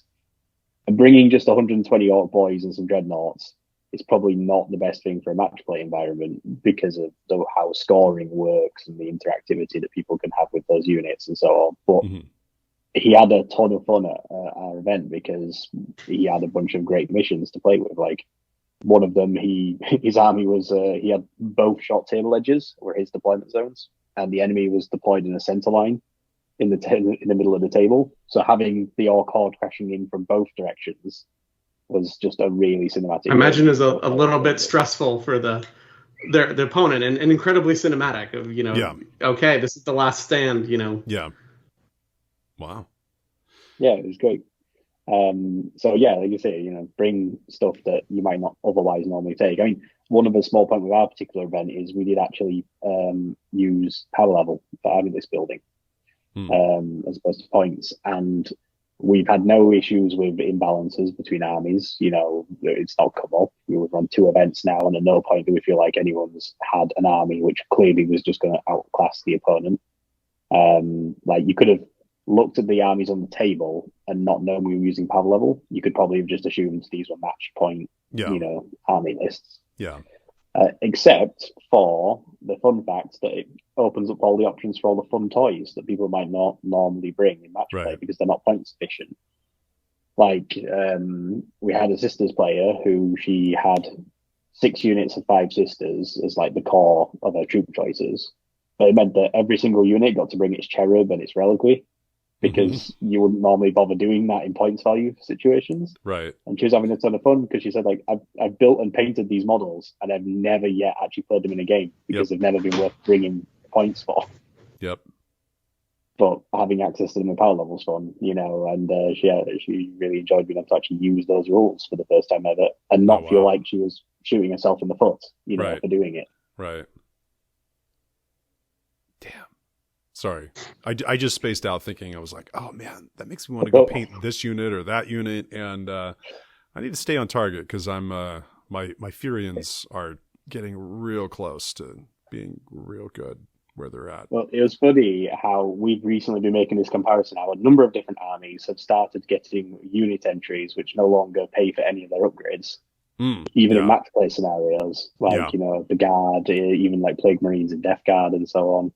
And leading up to our most recent event, there were people talking about like the balanced data slates and stuff, saying like, oh, all the upgrades and weapon options and stuff on these units are free now. That's great. So I can do all sorts of stuff in my army list building. And then like people in our Discord were just talking about like we were doing that anyway. We were doing power level. All the upgrades are free. On everything, so we can pick which weapons we want to bring, which loadouts, which fancy bits of extra gear. And it's funny how a lot of match play players are really enjoying the freedom that's coming to a couple of these units now and making them viable for match play. Right. When it's almost just a halfway house between points and power level. Well, it's kind of like just doing the Age of Sigmar system, right? Where there's, there are a few options you can take, and taking those, even with the Death Guard ones, it's like if you add a mace of contagion or if you're adding one of the upgrade close combat weapons, well, if you're playing one of the stratagems where their bolters, become plague weapons and they're next to a character that buffs a thing like that, you're giving up things like you would in Age of Sigmar, so the upgrades are sometimes they're upgrades in certain areas, but then it's a move sideways or backwards a little bit for what the total unit might be doing. So I don't know, with 40K kind of going to that, I was thinking of like Chaos. I swear I don't always think in terms of Chaos. I mean, you've heard the show before, but like with like Chaos Terminators, right? When I remember when the first version of that came out in testing, and I was looking at it and I was like, oh wait, so like Chain Fists and Power Fists are really the only thing that have different options. And I was like, they don't need the granularity of a power axe versus a power sword versus a maul. You can just have, spooky energized weapons, and have that be a thing. And that really does kind of lend itself a little more towards the, power level, reducing I don't know, which, yeah. Well, I'm going to stop drifting off into random thoughts here because I realize that my teeth are floating a little bit. I do need to take a 5-minute break, and I also like to edit in 1 hour chunks, and we are over that. So we're going to take a break here. When we'll come back with an interview with Anthony from the G3 group that did the Titanicus event that I just went to, and Tony, you'll join us again on the tail end of that, discussing running narrow events and why you should do it or run screaming if somebody asks.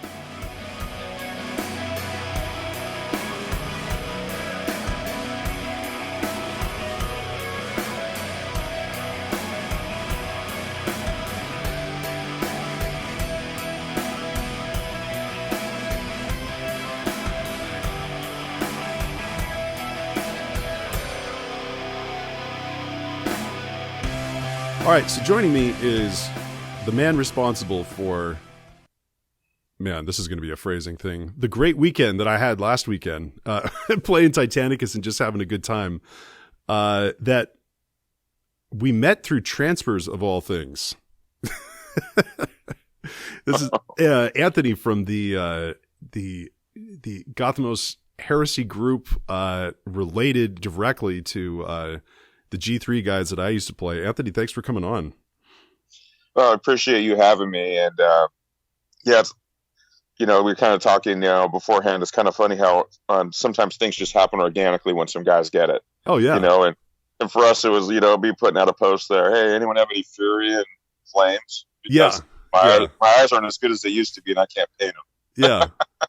Yeah. So I think I mentioned this on a previous episode. I might not have, but yeah, the way that it came about was you put like in a Facebook Titanicus trade group, like, I'm looking for the Fury and Flames transfers. And I was like, this guy's going to pay money for those. I'm like, I don't even know who this guy is, but there's no way. Like, I'm throwing those away. And I had 3 sheets of the things and plus all the ones that come with the basic one. And then like anything you want to check, if you're putting in a return address on something with a stranger, I was like, okay, the guy's in California. All right. He's in Reading. I wonder if he knows, and then after doing a little bit of Facebook stalking, I'm like, is this the Anthony that Jody has always been telling me about? And then, yeah, it absolutely was. So we had a mutual friend. And when I told Jody this, he actually, he said something along the lines of course, kindred souls would find each other on the internet because you were also a big World Eaters guy back in the day. So all that worked out. And I got to go to your event last weekend, Titanicus event.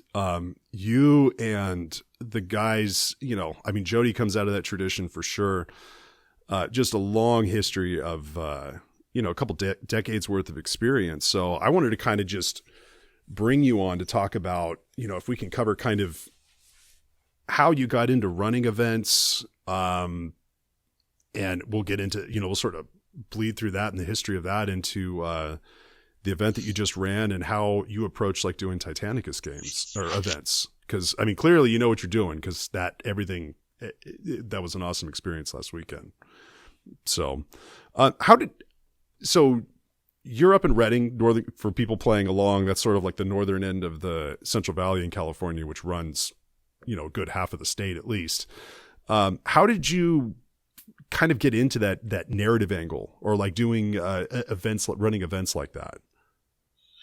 Well, early on, you'd mentioned Jody, and then we had another buddy named Scott, and another fella named Aaron, and a lot of these guys actually, ironically, went to high school with, but didn't start hanging out with them until I got into wargaming after high school. Yeah. And we used to start off in a game store, and very simply, we started running events when the store closed down.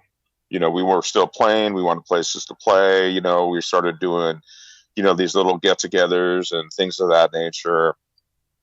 Fast forward a number of years, and I find myself in a position where I'm running a game store in Chico, California. So, with that, I found myself able to kind of link the two cities together with my store. I met a whole bunch of new friends down there in the Chico area. I had my old buddies from Reading, and it was a lot of fun. So we would put together a spectacle anytime I'd get my buddies from Reading to come down.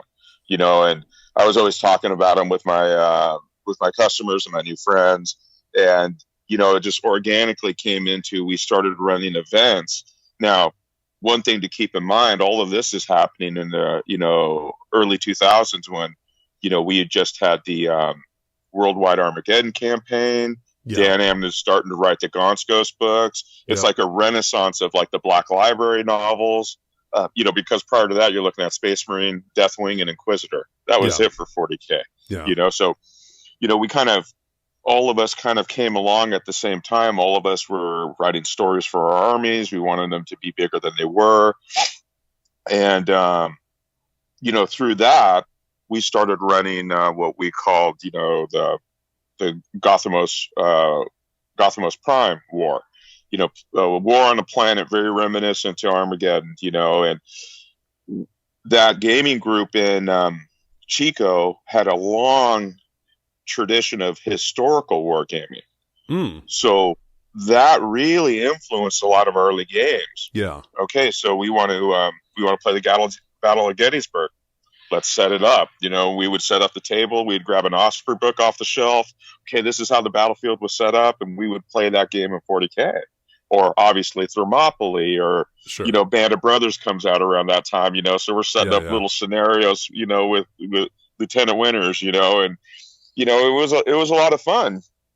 Now, all good things come to an end, and I got to a point where I decided to sell the game store to someone local, and gave it a couple of years, and next thing I know, most likely a codex came out, and I started calling some fellows, hey, I want to run a game. You guys want to come up to Reading?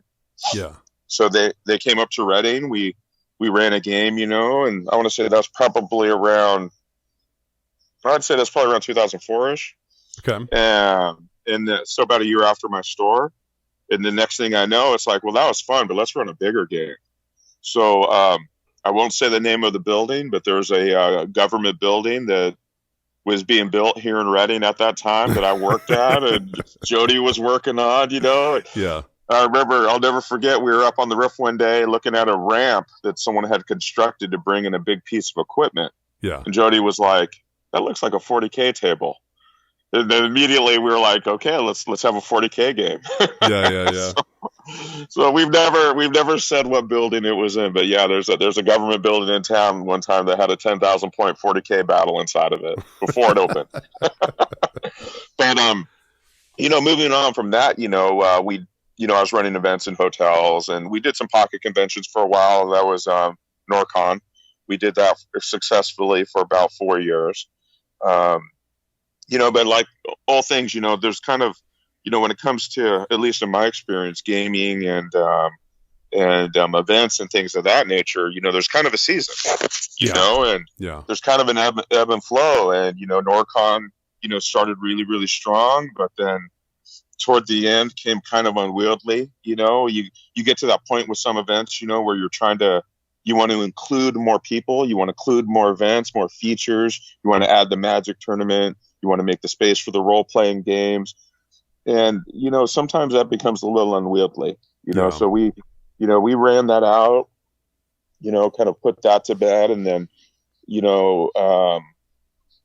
probably around that time, I met the woman that I ended up marrying, and, 8 years later, I realized I hadn't touched a miniature in 8 years. Yeah. So maybe it was 10 years now that I think about it. So yeah, as far as getting into Adeptus Titanicus, I had a buddy reach out to me, because I've always painted models and kept in touch with my friends and whatnot. Yeah. But he showed me a Reaver Titan, a friend of mine named Josh Check. He showed me just this killer Reaver Titan he did in Legio Tempestus colors. So automatically I'm thinking of Titanicus by Dan Abnett, right? Right. And I'm just like, man, that's awesome. And I was like, is it really that big? That thing looks like the size of a dreadnought. He's like, oh, yeah, they're great scale. Yeah. So he's all talking me up. And then simultaneously, my buddy Kevin, who hosted the event from, the Great Weekend. That's what that's what we'll call last weekend. There we go. I like that. Yeah. And next thing I know, he's sending me rule books, and I got like within a few weeks, around my birthday, I got like all the Adeptus Titanicus rules, the rules box. My wife is like, I thought you weren't into miniatures anymore. And I'm like, hey, this stuff is up. I'm just reading it in quotes, Yeah. And then the next thing I know, as I mentioned to you before, I'm just going to do a Myrmidon maniple. I'll do 3 Warlords and a Reaver, whatever you guys need for when we get together, I'll play, but I'm not going to run anything. And then, within a couple months, I'm like, okay, let's run an event. Let's make this happen. Wow. So I would ask this. So, I mean, we're getting into the Titanicus stuff here. So there were elements. It was interesting. So I think there actually was a G3 event that we were both at. I didn't know a lot of people that were there. There were a lot of people that came in from out of town. So I don't think I seriously doubt we had a conversation or anything like that, because I think I would have remembered you. But there were elements, though, that I noticed were very similar as far as like presentation and the way you set things up, and just kind of the general vibe as far as, from last weekend, from things that I'd seen guys like, Scott or Jody do when they were doing events locally here. What do you think what did you learn from running the 40K ones that you think were just universal, that just slotted straight over to running Titanicus things? Well, I think, that came out of kind of necessity, because back when I was running events with a game store, I had the store. At the store, I had tons of terrain. I had the forum, the internet wasn't what it was back then, but still I was a hub, and I remember, running a couple events, and then Scott came back from, Scott, he was a combat veteran. He came back from the Middle East. Yeah. And I remember he was just kind of chilling, getting back into the, swing of things. And then one day he was just like, hey, what's this Gosamos thing? So I tell him about it. I showed him our fledgling website at the time. Mm-hmm. And he was like, man, I really want to, I want to be involved in your next event. And Scott, he's a writer. Yeah. And, the only reason why I could put 2 words together is because I have him as a friend all these years teaching me how to, write. But, make a long story short, he looked at some of our early Gothamos stuff, and it was always really story driven. Yeah. Even when I had the game store, guys would come in with their write ups and stuff like that. It's almost like a pseudo role playing experience, with Scott and his involvement, he really helped shape us kind of polishing what this thing was, at least at that time. Mm-hmm. As far as presentation and, having a concise story, making that what is bringing us together. To this day, I've never charged for any event I've ever ran. We've had some patrons, and we've had some people that have helped us out, but that's just not our thing. We ran tournaments back in the day, but those tournaments were always something separate. Yeah. From the narrative events. The narrative events were always just meant to, hey, this is just to highlight the best of what we're able to do. And, so that's one thing we always required. You have to have a fully painted army. Yeah. And we're not talking about Golden Demon, but you prime that army and dry brush it silver and put it on a base that's flocked, we'll accept that. Yeah. But it's got to be the best that you're able to do. 2, I think one thing that we've always been able to take is, we try to tell people, you got to own your hobby. Yeah. So, like one thing that I had mentioned real quickly in the beginning of that event was like, hey, this is the scenario. These are the tables you guys are going to be playing on. This is who you're matched up. Oh, and by the way, if anything comes up in the event, you guys work it out because this is a gentleman gaming group. Yeah. And I don't get, it's one thing I learned over the years, we're all here for a number of reasons. Yep. And we're all typically I say all, but most people in these types of gaming groups or that are attracted to these gaming groups are all, very thoughtful individuals that have opinions and, that have their way of playing that is enjoyable to them. And I've found over the years that I try to let that develop. I like those relationships that develop on the table without me being in the middle of that. I don't mind being the catalyst to bring it all together. Yeah. But I'm all about people figuring it out. That old adage back in the day, when GW used to run their chapter approved events was, there's a rule dispute, roll it off. And I kind of embrace that, because the last thing I ever want to do, especially hosting an event, is to get in the middle of a rules debate. Oh yeah. And and I kind of, I've always had a notion to kind of put people on notice when it comes to that stuff. When it comes to stuff like that, hey, if you got a rules issue that's important to you, it's your responsibility, and you owe it to your opponent to have that discussion before you start playing. Yeah. And I think as a result, it makes for a smoother environment. People know that they just can't come to me. Yeah. That, and, we make it a point that there's no one that I invite to an event that I wouldn't have in my house. Right. So people, when they show up to our events, you're like, well, shoot, we had spectators at this last one. Yeah. They're all people that reach out to us ahead of time. Hey, I'd like to come by. I'd like to see what you guys are doing. Yeah. Oh, I used to play in G3 events.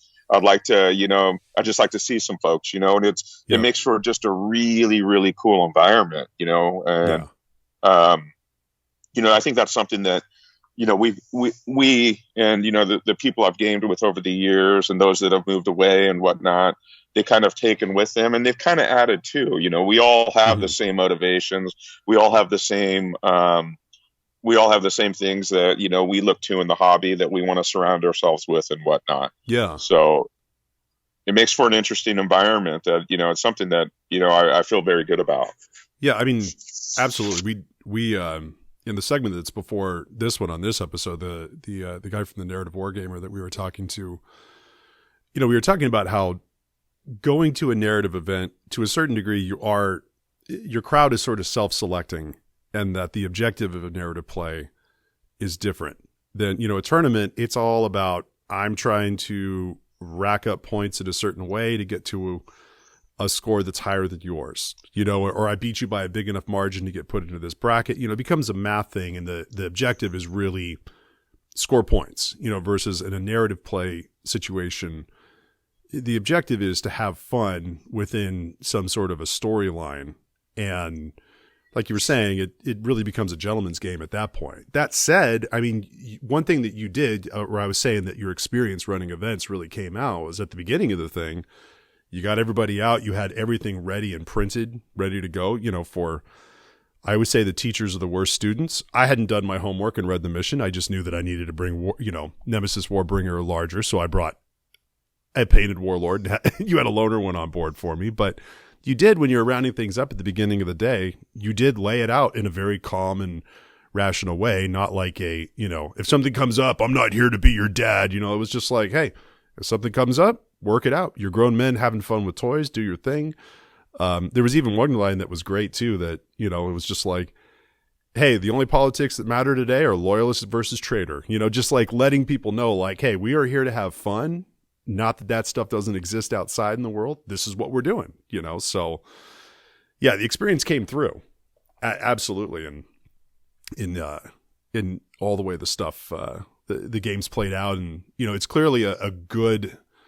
You guys clearly have a healthy group of people that get why you play the game, which, like you were saying, that hand selection thing definitely worked for you. Yeah, I think.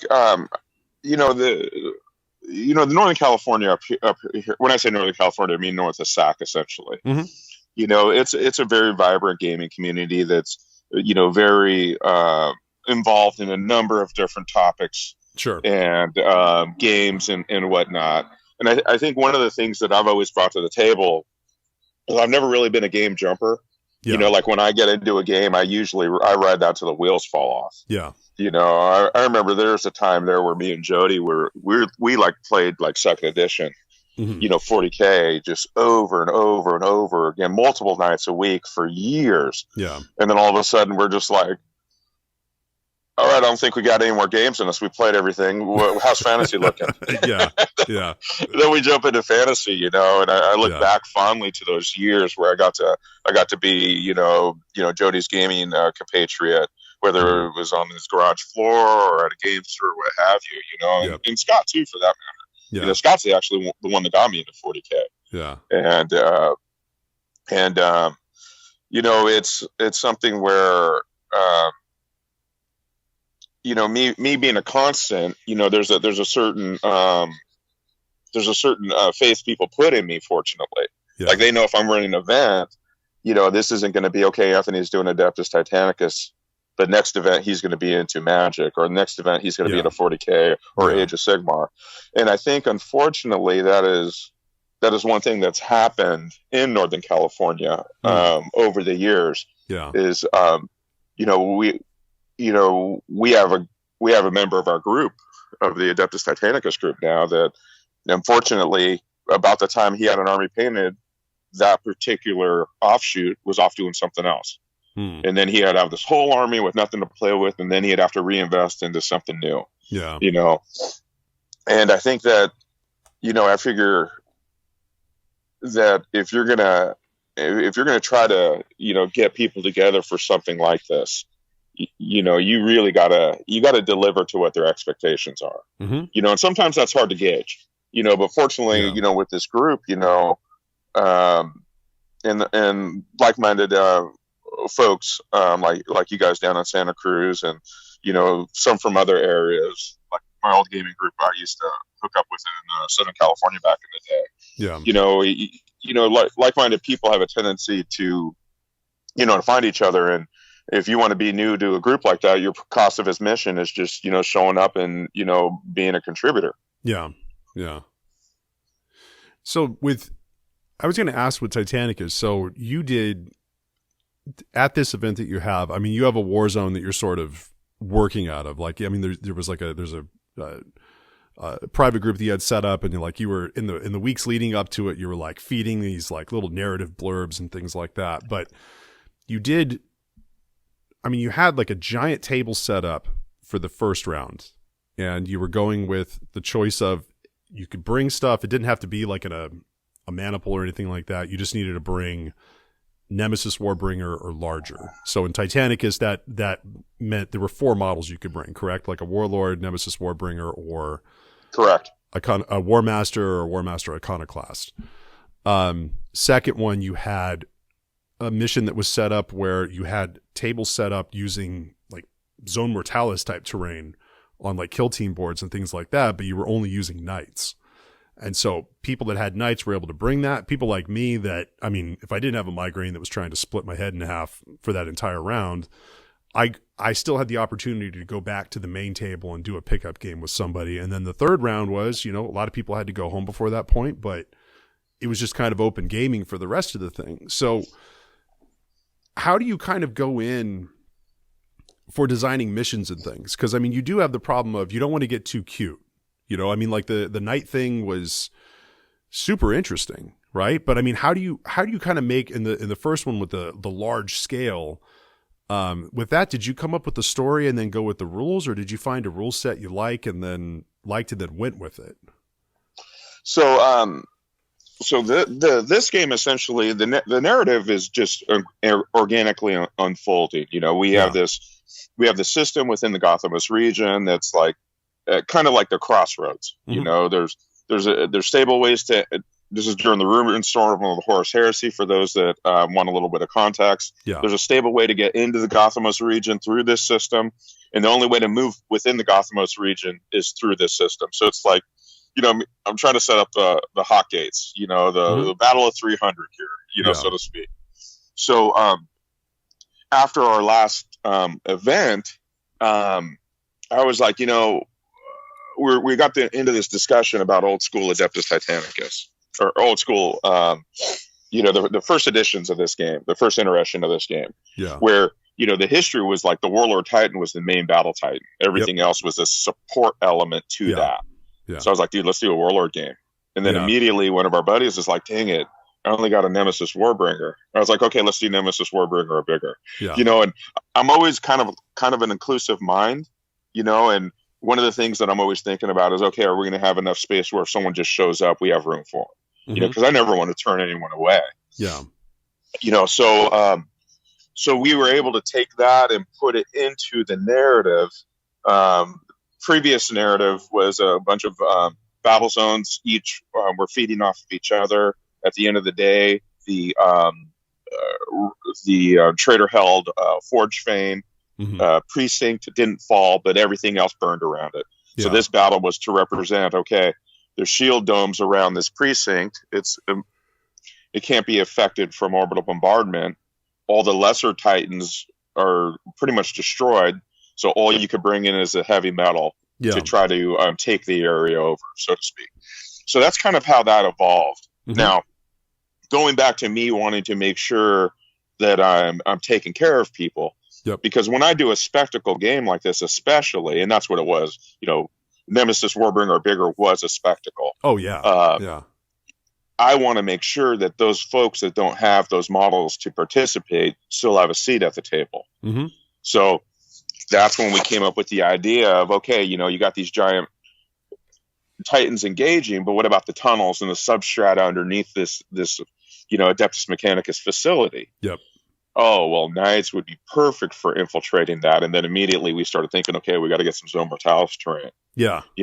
So, and that kind of, sparked from, we have some individuals in the group, that really were like, oh, I want to bring a household. And it's like, oh, well, shoot, we're not ready for that. But hey, we can do this. Yeah. And that's how, the Zone Mortalis thing kind of evolved. And then, of course, at the end, like you said, the 3 phases of the event ends with open gameplay. Yep. And I think for me, early on back in the day, I used to play in these like 3-day marathon events. Yeah. I think the biggest one I played was with the SoCal Crusaders. And I think the biggest game I played in had like 450,000 models on the table in the old LA battle bunker. Damn. That was one of those things where, I show up on Thursday, we deploy, and then Sunday, dude, I'm just dead. And then I'm taking Monday off from work, right? Because I got to drive back, right? And that was, that kind of marathon gaming it's just not where I'm at anymore. Yeah. And to be honest with you,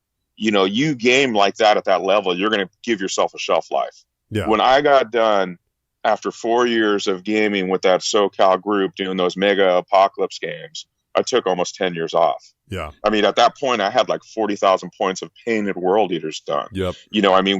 We're playing in these massive events that, I just had nothing left, And so one thing that I think, and those individuals that come to the event seem to appreciate, one thing that I think that really works for us is we have some inevitable breaks built into the event.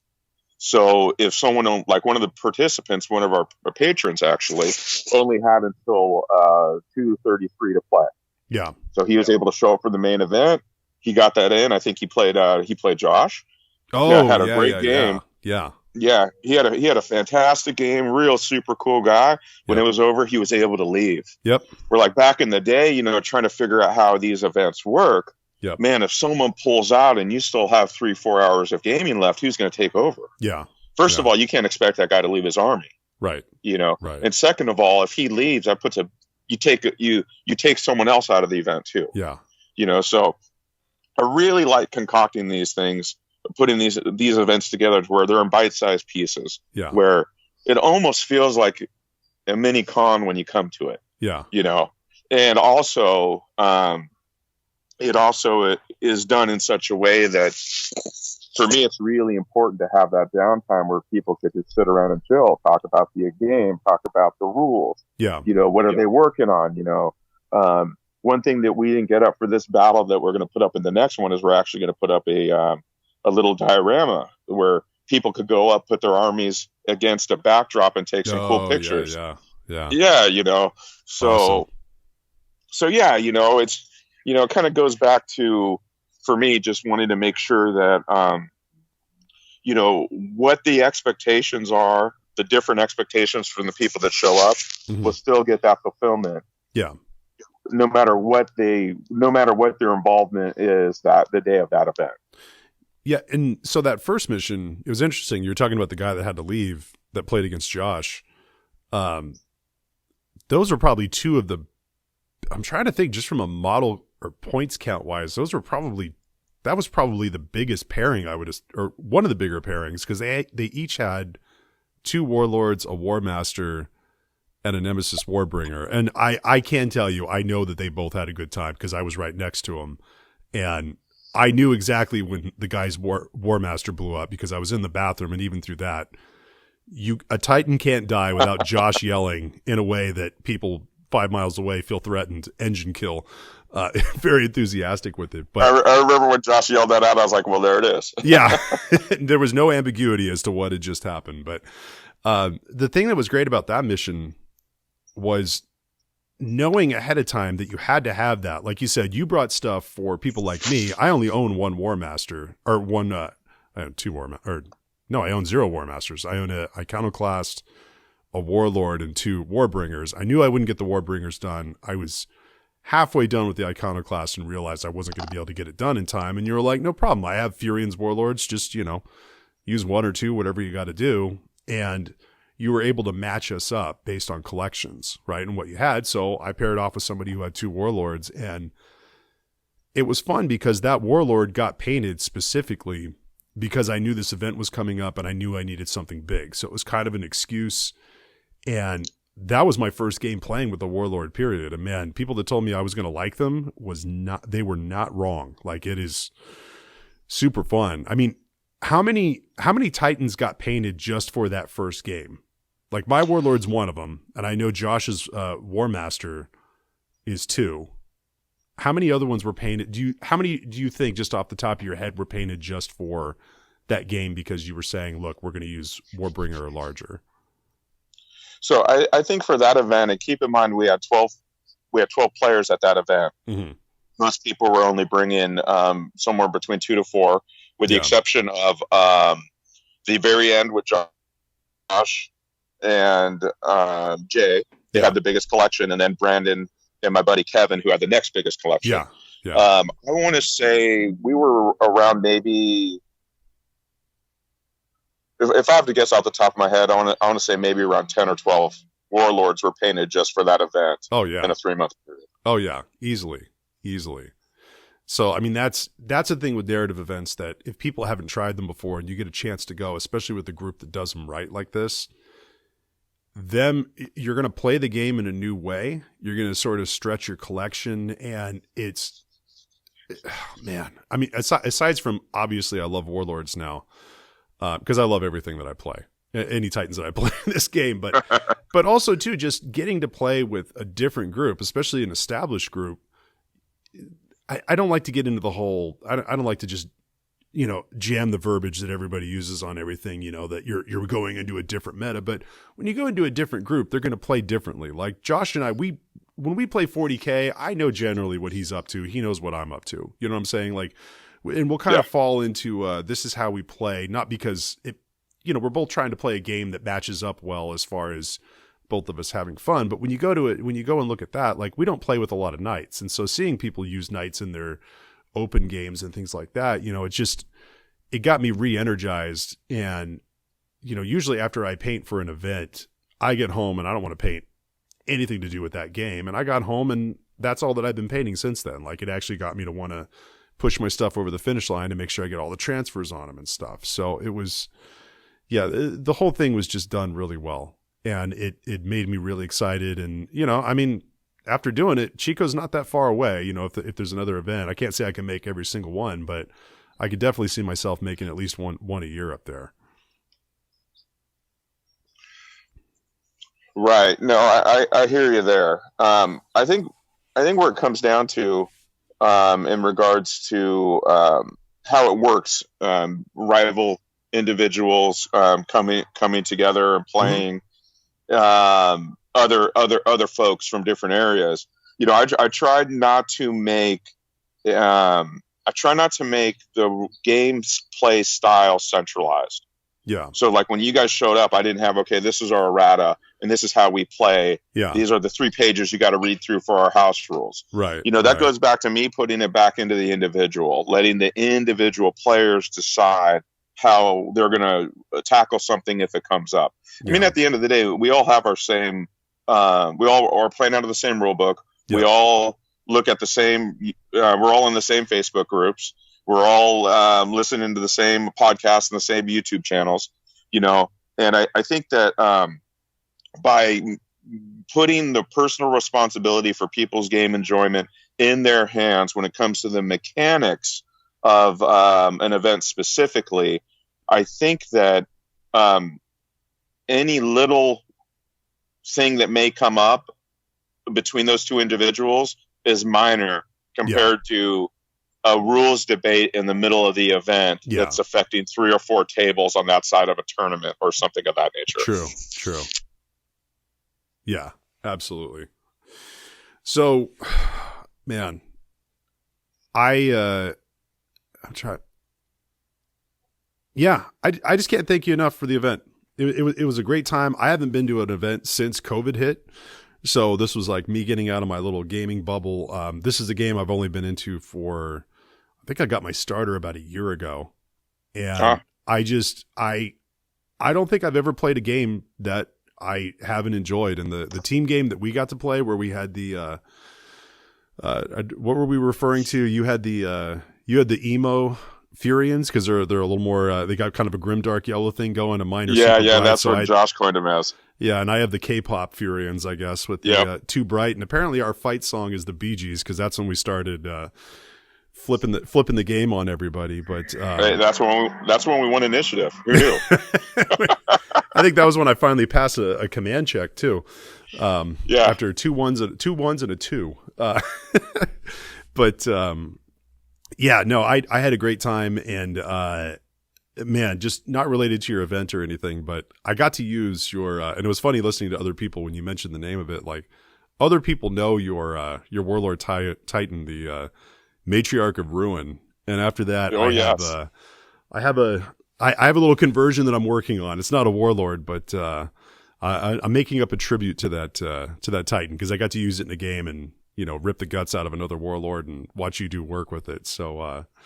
Yeah, even your event was great, and even your Titan inspired me to do some stuff. So thanks, man. I really appreciate the event. Really appreciate you coming on, and I can't wait to get back up there because you guys clearly get it, and I hope when we put on something here that you're able to make it down to one of these if you can. So.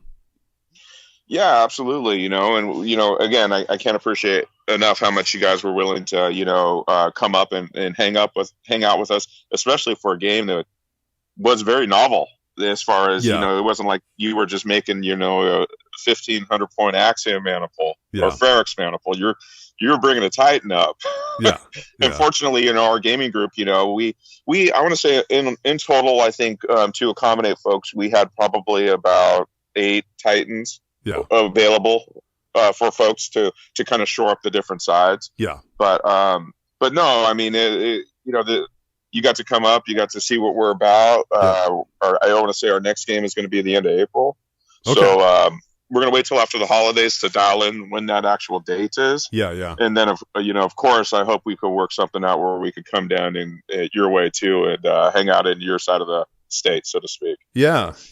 Yeah, and after growing up in the Central Valley, I'm like, ooh, April sounds better than July, because I grew up I grew up south of there, but man, oof, it can get toasty for my levels. So, well, cool, absolutely. Man. Well, man, thanks for the event again, and I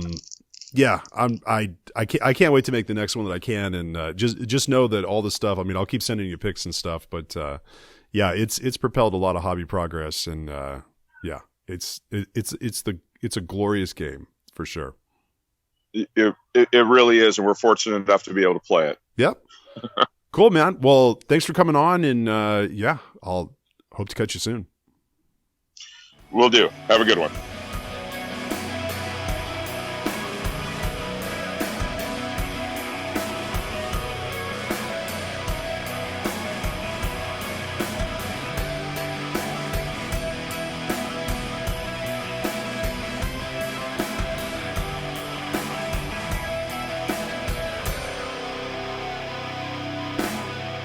And around our discussion on design no, that's not.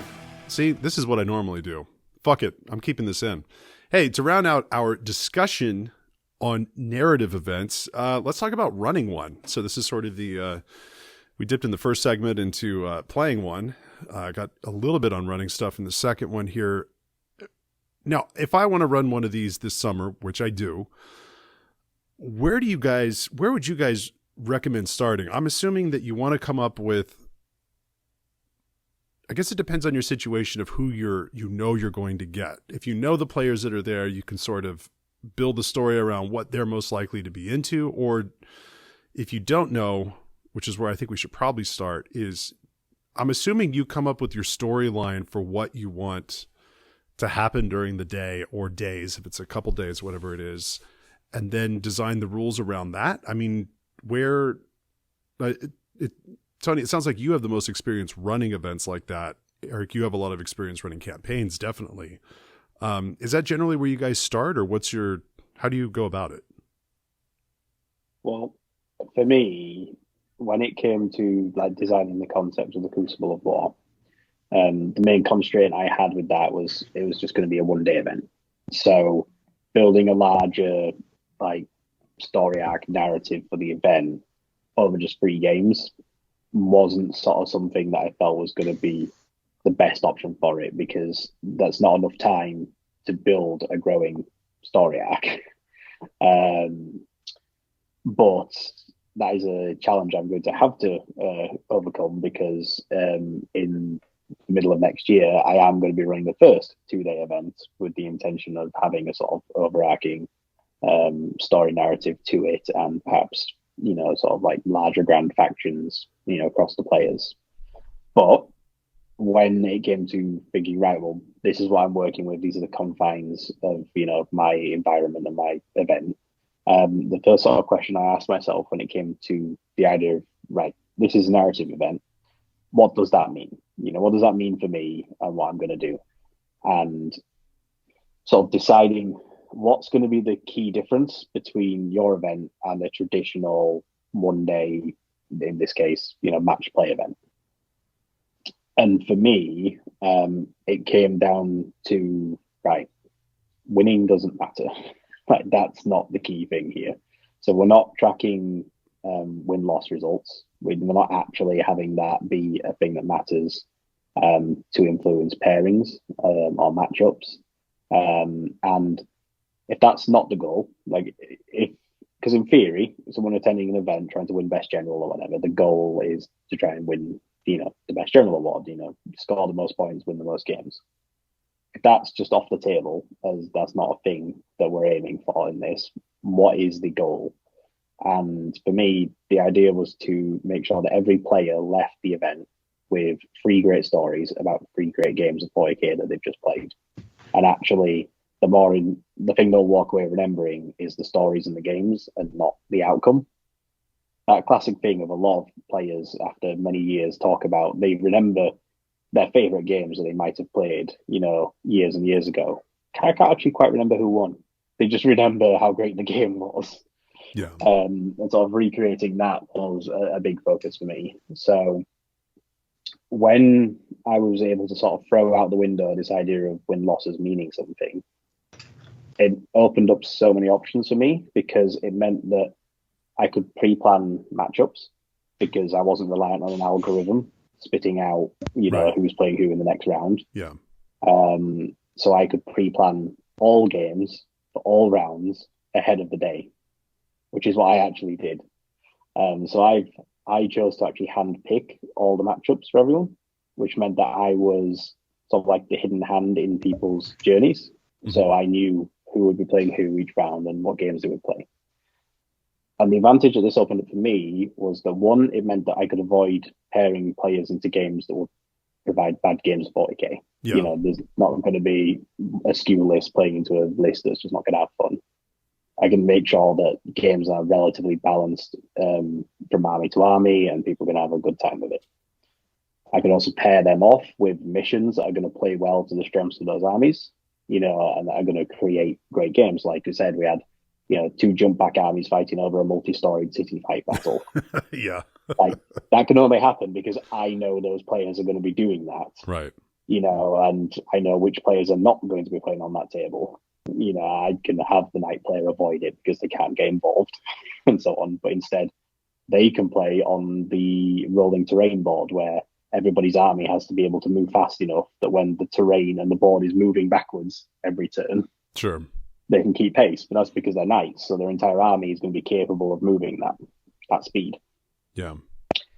So I paired them off against like a mechanized orc army one game, you know, so then they were fighting a speed war. And Chaos Knights versus Speed War of rolling terrain just tells a great story in itself, regardless of, again, how the game actually goes. So I'm assuming that you ask for lists to be submitted? Yes. Beforehand? So that is Okay. still one, yeah. That is one thing that I would still highly advise, you know, Okay. even if it's just to be able to sort of check through lists, make sure everybody has an understanding of, you know, what's being played. Got it. Got it. Because another key thing with this actually is also defining your format. Because, again, compared to match play these days, where you can just say we're playing Nephilim format, everyone knows what that is. They can go to Games Workshop and buy the GP pack, the GT pack. They can get the rules pack off the shelf. Yeah. You need to sort of define that a bit more in what you're going to be playing. So, for example, we play sort of like Nephilim Light as our format in terms of army construction. We do use the data slate, you know, for like the latest updates to armies. We use latest points values and all the rest of it if you're playing points values. And we preferred using the CP system that's in Nephilim because we felt like it's better than having the alpha striking scenario you can have when people have access to 10 CP they can burn on the first turn. Yeah. We do tweak it though. For example, we allow players to still have a free warlord trait and relic, because that's the character of your characters. Yep. You know, that's what defines them, you know, as being yours, your choices in those upgrades. So we didn't want to take that away from players, so they have access to it. And then the other big consideration is I would think about how you want pairings within the factions of the game to work. So we were talking about this earlier, a big, you know, narrative event like why are the Grey Knights fighting the Orcs? And for me, because win-loss was not important, I was able to pair players off with like lore-appropriate conflicts. So we've run 2 events now, so that's, you know, however many games of 40k have been played across those 2 events. And using like my player matrix that I wrote up to be able to work out who's played who each round, at no point in either event did we have a non-lore appropriate matchup. So we haven't had a single Imperial versus Imperial game. We have mostly had things that are like, you know, Xenos versus Imperium, or Chaos versus Xenos, or Chaos versus Imperium. But one of the key things is it means that we don't have things like mirror matches. So we don't have things like Tyranids versus Tyranids. We don't have matchups that require a lot of mental gymnastics to understand why the Blood Angels are fighting the Imperial Fists. Yeah. And stuff like that. Every game feels like a scene out of, you know, a Codex or a Black Library book. Because you've got Sisters of Battle fighting the Night Lords, or you've got Orcs besieging an Imperial encampment and the Imperial Guard are trying to fend them back. Right. You know, Necrons have risen out of the Tomb World, and the Eldar have arrived to try and, you know, stop them.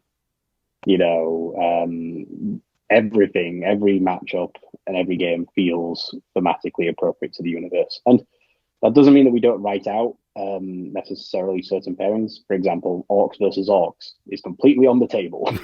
You know, and some of the most fun games for Orc players, for sure. Yeah. Yeah.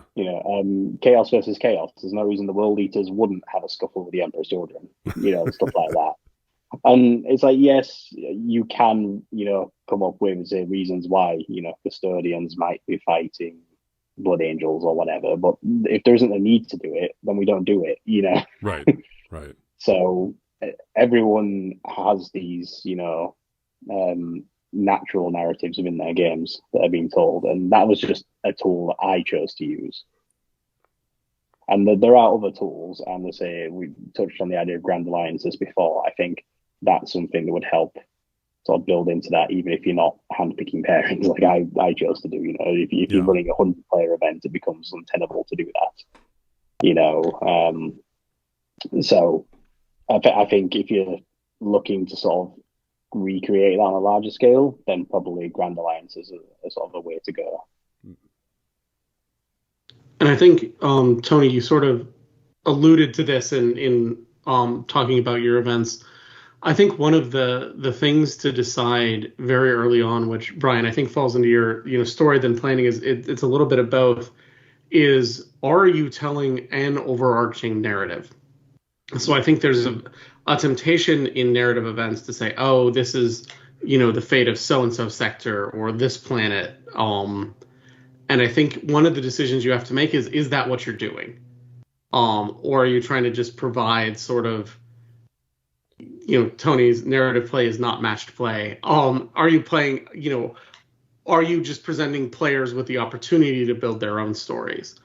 And from that, if you are telling an overarching narrative, is it one or many? So, the LVO has had sort of a succession of people running their narrative event, and that's alternated between folks like the narrative guys who were actually running 8 different 6-player narrative events.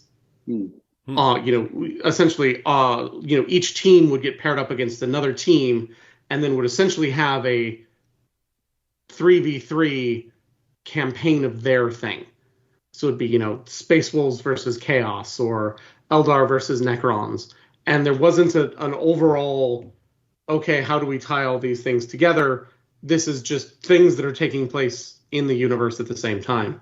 Versus a couple other years, they've tried to tie it into that sort of larger narrative of, oh, this is the so-and-so sector, and using grand alliances and trying to figure things out. And I think the more you want to tell an overarching narrative, I think the more picky you have to get with either reviewing lists and identifying people who sort of naturally fall together and sort of, I tend to think a better way to approach grand alliances is not to set the alliances first and then have people self-sort into them, but to look at who's there and then go from that. So, for example, our local group in our campaign, we have a lot of Imperial players, more Imperial players than we have any other faction by far. So we have 2 different Imperial factions. We have the Preservationists who want to keep things the way they are, and the Reformationists who want to change up the government. So that gives them an excuse to fight and an excuse to sort of do things. And so I think there's a bit of planning you have to do there. And one of the things is identifying players who can switch. Because I think for any event, you'll have dropouts, you'll have people who won't come, things like that. So take advantage of those Drukhari and Eldar Corsair players who can just be bribed to switch sides. Yeah. And importantly, a really useful tool for this now moving forward is the Votan. Because they can quite neatly fit either the Imperial or Xenos Grand Alliance. And that is not a faction that we've had so easily able to do that sort of before now. Yeah. For heresy events, it's the Mechanicus. Like if you're playing a Mechanicum faction, you're just like, hey, could you guys be the bad guys today? And the answer is like, oh yeah, sure. Like I'll change up my warlord trait. So I think knowing those things are there, I think is helpful. And I think I would probably be a little bit more ruthless if I wanted to tell an overarching story. Or if you're running an event, a lot of this is assuming you're getting a random draw of 40k players. Mm-hmm. If you've got a large local scene, you can be like, hey, Brian, I know you have Eldar. Right. bring your Eldar. No, I get that you want to play World Leaders. I don't care. You always want to play Yeah. World Leaders. Like, bring your Eldar for this Yeah. one. Yeah. I have seen one or two events previously which they have faction-based ticket sales. So you have, Yeah. like if it's a 30-man event, you have 10 tickets for Imperium, 10 for Chaos, 10 for Xenos. Sure. And you can almost that way sort of pre-self-sort it, Mm-hmm. Yeah. and at least you'll get some sense of a balance in advance. And like you say, if you're getting close to the date and you've not quite sold out, but you've got 20 men, registered, but it's a 10-man split to Imperium and 5 and 5 Yeah. for the others. If you do know some of the local players, like you say, maybe Brian gets convinced to bring his Eldar instead of his World Eaters or whatever. Sure. But I would say that, as is good advice for any event, having a member of the team or staff being an event ringer who can fill Right. out a spot for any of the alliances would be great. So if you've got a ringer who can bring an Imperial, Xenos, or Chaos faction, they can plug the gap where need be. Or as mentioned, your friendly local Votan player is now the ringer army. Yeah. Local Votan player. And the Votan player, what's so interesting about that is you can switch in the middle of the event if you have to, an Imperial player went home. Yeah. And Yeah. like they can drop on a dime to what they're Yeah. going to do. So yeah, that is interesting. And it kind of, God, you're giving me more reasons to paint mine And now. So I think have never gotten through a narrative event without my Eldar Corsairs switching factions at least once. sure. Because the same thing is you're just like, oh, you have more money? All right. Right. We're going to swap some things up now. Sure. And right. that's just been, a thing that's come up in every event I've been in is somebody drops and there's like, okay, now we have 19 and 20. Can anyone, or 18 and 20, can anybody help? And it's like, yes, like just yell Perfidious Eldar and away you go. Well, I like the idea that these days now it could just be that one of the Imperial generals made a short joke about the Votan, Sure. and now they've got a grudge. Now Exactly. they're stuck, and, Now they're going to burn the planet to the ground. Yeah. Somebody said Yeah. the S word, and yeah, and we're done here. But yeah, one other fun tip, again, if it sort of fits your event and you can work with it well, what I actually had as a backup to my ringer as well, because I did have like one of the venue owners was our event ringer, and he had an Imperial and a non-Imperial faction he could bring depending on what matchup I needed him to fill. But the other option I actually had for my event was I had one free player mission in my back pocket. So if we had an odd number of players one round, I was going to potentially offer up on a volunteer basis if any free players would like to play the free player scenario for that round instead. Yeah. And therefore we have our odd number of players all playing games. I think there's a way to do that too. If you have, especially if you do, I want you to bring, a 50 power level and 100 power level arm, list, is that you could, if you had to ask, if there were an odd number of players, would two of you like to team up with your 1,000 point or your 50 power level list to play against one of the other ones for the faction? And there's always going to be people that are like, yeah, I kind of want to socialize a little bit more. I'm a little tired or whatever it is. I'd rather play with somebody else. And, because some game with a friend. Game with a friend. Yeah. And so, some people don't like team games. I'm one that, it's not like I'm an antisocial person or anything, but normally I'm not like group work. That's what I'm talking about, but whenever there's a chance to play a team game, I rarely have bad ones. I think I can count on one hand the number of bad team games I've had in, 30 years of playing this stupid game. So yeah, I think that's a tool you can have in the back pocket. Well, one thing I wanted to ask you guys about, this is a little further down the list, but you were mentioning earlier that you don't have to reinvent the wheel. There are so many missions and so many mechanics, like you really don't have to tweak them too hard. And I think a place where I've seen sometimes organizers will try to get too cute with their own little special rules. And part of this is, again, sorry, I'm an educator. It's my my wife jokes that I have to be somewhere on the spectrum when it comes to my whole INTJ personality. As far as I look at anything and I'm like, it's a system, and I will look for where it goes wrong, as soon as I look at it. And there are times where I've been handed a mission pack for a narrative event, and they're like, and this is what's happening this round. And I'll look at it and say, that's going to fuck everything up, because if X, Y, and Z happens, blank. And then you watch the thing happen and you're like, if only it could have been prevented. You know what I'm saying? Like, I think that's a thing that if you're going to add some sort of homebrewed, flavorful thing, run it by other people first. Run it by people that are able to look at things and immediately find the one problem. The me of your group, who sometimes people will say rubs as an asshole. Like, use their asshole talent to look at it and figure out how it's fucked up, and just do that to clean it up. Because I think sometimes people will get a little too cute with their mission rules, and you're like, it's right there. It's something that's easily preventable. And sometimes that can be a thing to me that leaves a bad taste in your mouth, is when you're like, yeah, and then for no reason we did this thing, so I don't know. I think one good tip for that is, if you've got someone in your group or yourself sort of knowledgeable of a range of game systems or rule sets that things, find the next most similar thing that exists already somewhere. Yeah. And use that as a point of reference.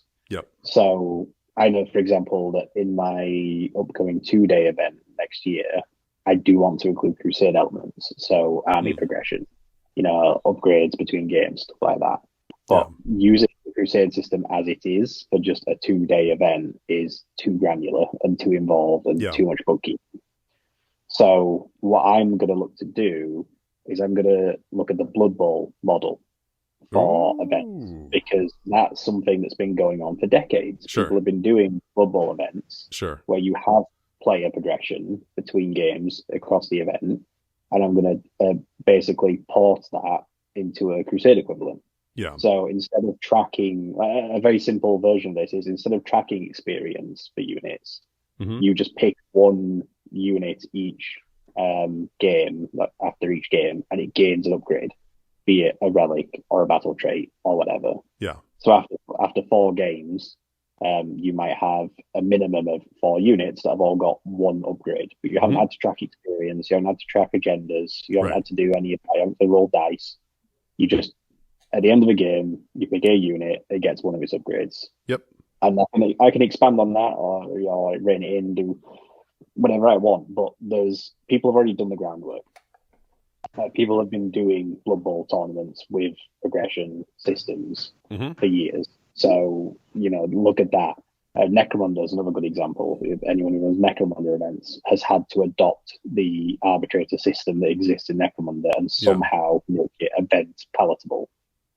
So, maybe speak to a local Necromunda organizer that is running an event. So you don't have to start from scratch. You don't have to reinvent the wheel if somebody's already made half of it for you. Yep. And I think that key, Brian, as you said, is don't get overly cute with the missions. No. Because what I found is that people will then just start ignoring it. Yeah. If you've got like the planetary conditions and the battlefield conditions and the mission special rules and Crusade, you'll just be like, okay, we're going to ditch like 3 of these. Yeah. And one of the things is, if you do design your own missions, which I've had people design some really cool missions, not only should you hand them to your friendly local, I can see how to break this player, but your event should not be the first time they get play tested. Right. I've had a number of homebrew missions where they don't survive contact, and like when you do play test them because like it's play testing. Don't be afraid to proxy things. Play test them with weird armies. So we had a Horus Heresy strike team event, which is basically Horus Heresy kill team, where they wrote their own missions, and they were really cool, except one of them broke the moment anyone brought infiltrators. It was just like the guy who brought infiltrators won. And the second mission in there, anyone who brought jump pack troops won.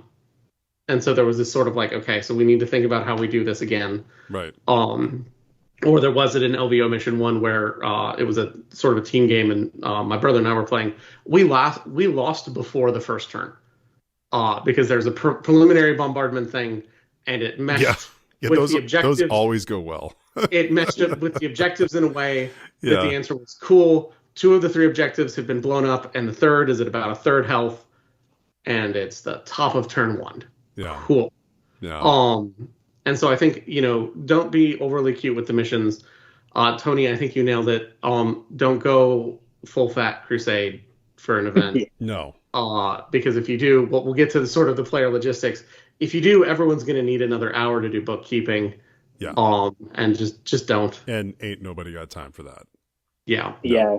I would say that 2 of the big takeaways that I've had from running my own events is that, especially given the nature of the missions and the way that I play it, so to use a Warhammer Plus analogy, if a 2-day event with a single overarching narrative is your Angels of Death story, then what I've been doing with Crucible of War, where everybody has these little vignette pieces and single missions, it creates a series of stories. I've been producing Hammer and Bolter. Like, everyone's individual game is its own little story, and that's the narrative for that game, and then you move on to the next interesting, set piece mission game.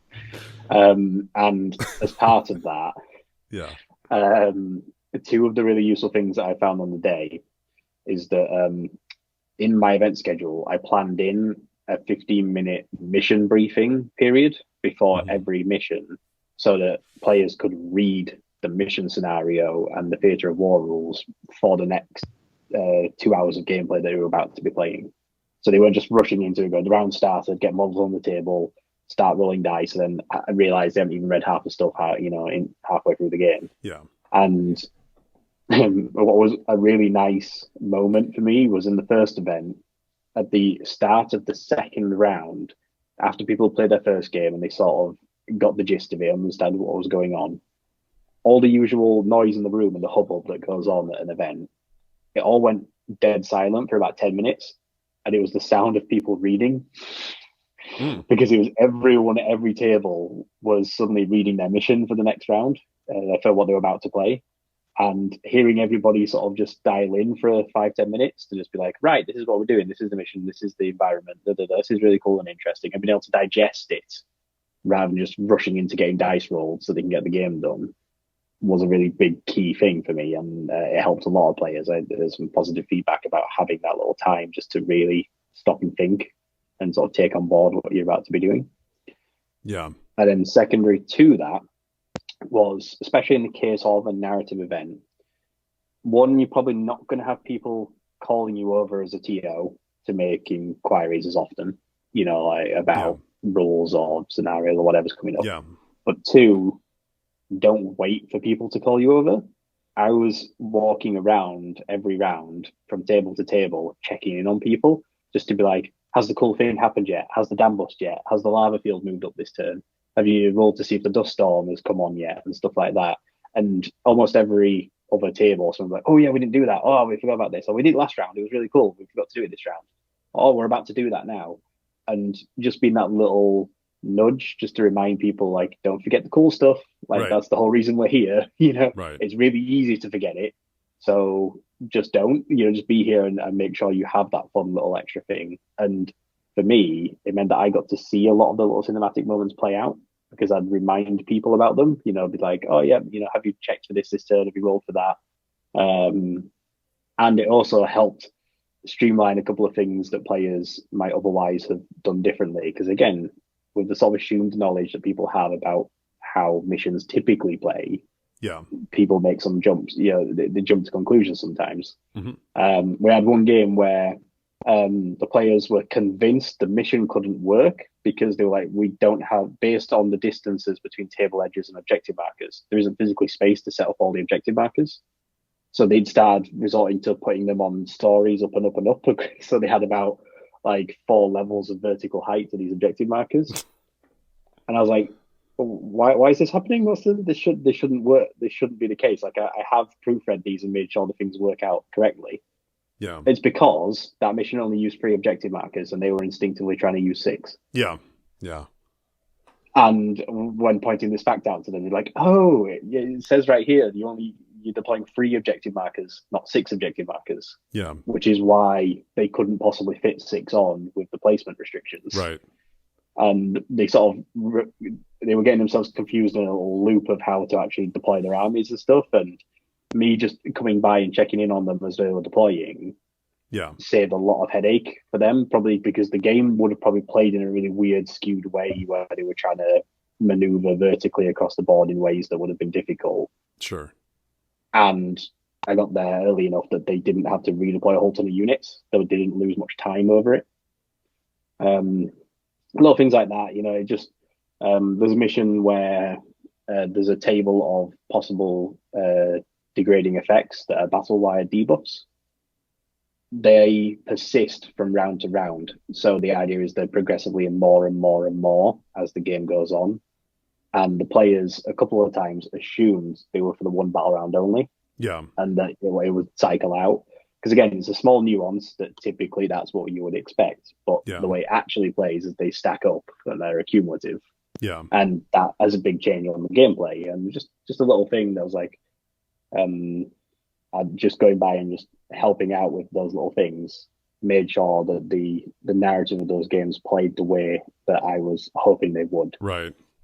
I think walking around also gives you the opportunity to do some things that are really cool narratively that don't necessarily have an impact on the game. So I'm gonna use the narrative guys as an example again, because they're sort of my hallmark, how I want events I either play in or run to be work.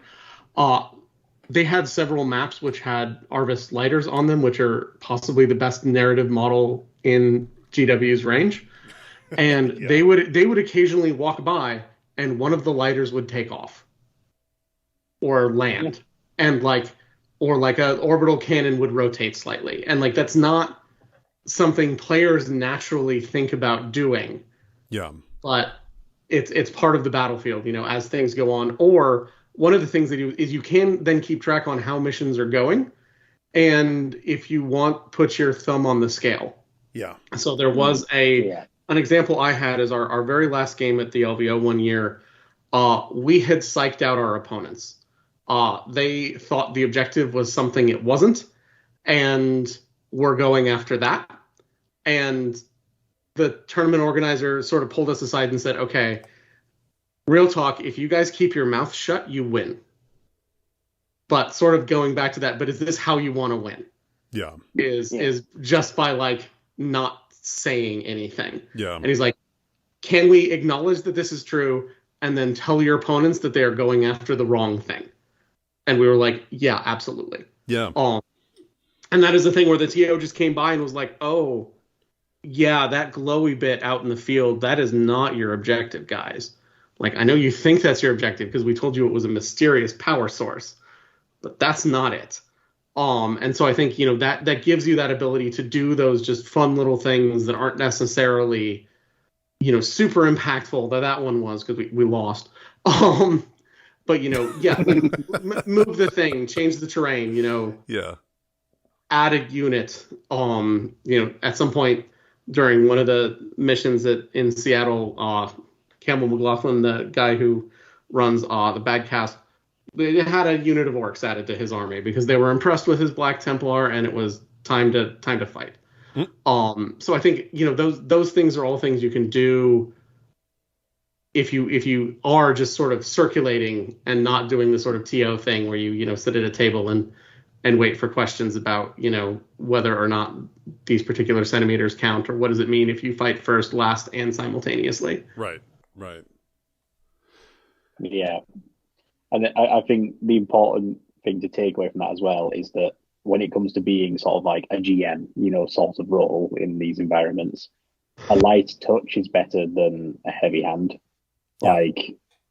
I know that as natural as it might seem to be able to just wander over sort of cackling Dungeon Master style and declaring that a Necron pylon has emerged from this portion of the battlefield and now everyone within, scatter range distance is going to be taking 2d6 mortal wounds, feels like a natural narrative event thing to do.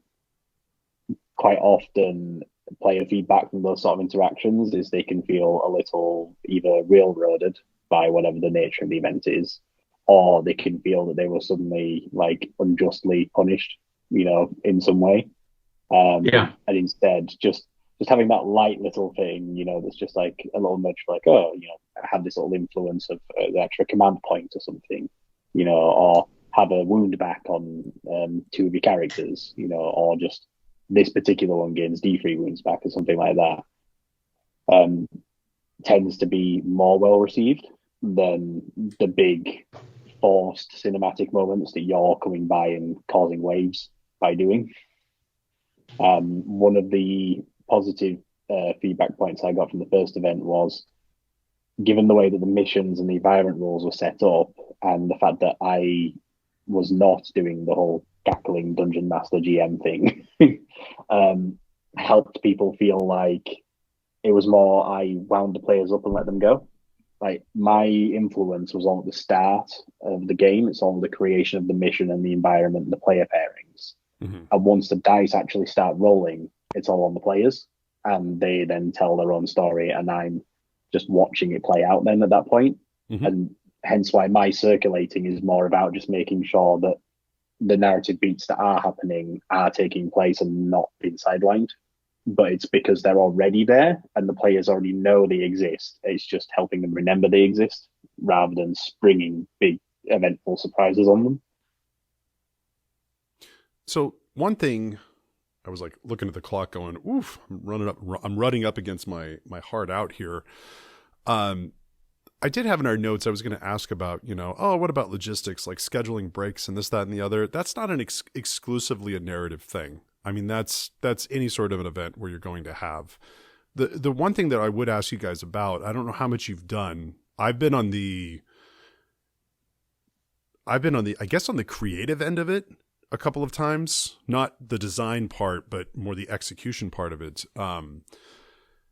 Narrative events, I've been to ones here, even locally, like the G3 Santa Cruz group, when they used to have events, they go with the whole freaking multimedia experience, where they're going to like make, and the advantage that we have is, we have people like Josh, who's a professional photographer and video editor that's here.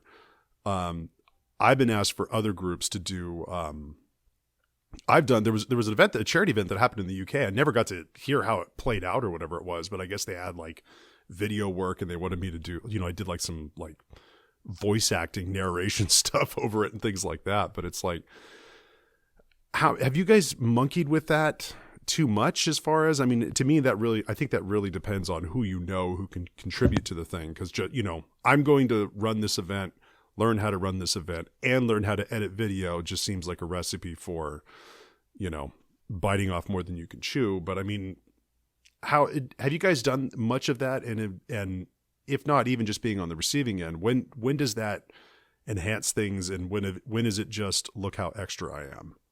Well, Eric, I'll start with you because you've gone, a lot of events here in the US. From the receiving end of things, I think it's fun, but like many things, there's sort of a light touch is Sweet nice. Spot, yeah. Don't have a 30-minute voice acted fanfic. No. I think it's helpful. Like maps are great.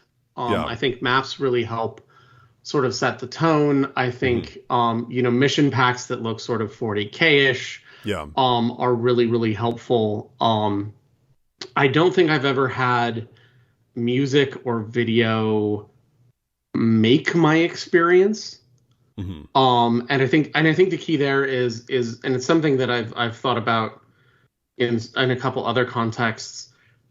I don't think it's an expectation that they're there. And I would rather someone start trying to run narrative events, and rather than be like, well, I can't because I don't want to learn Final Cut Pro.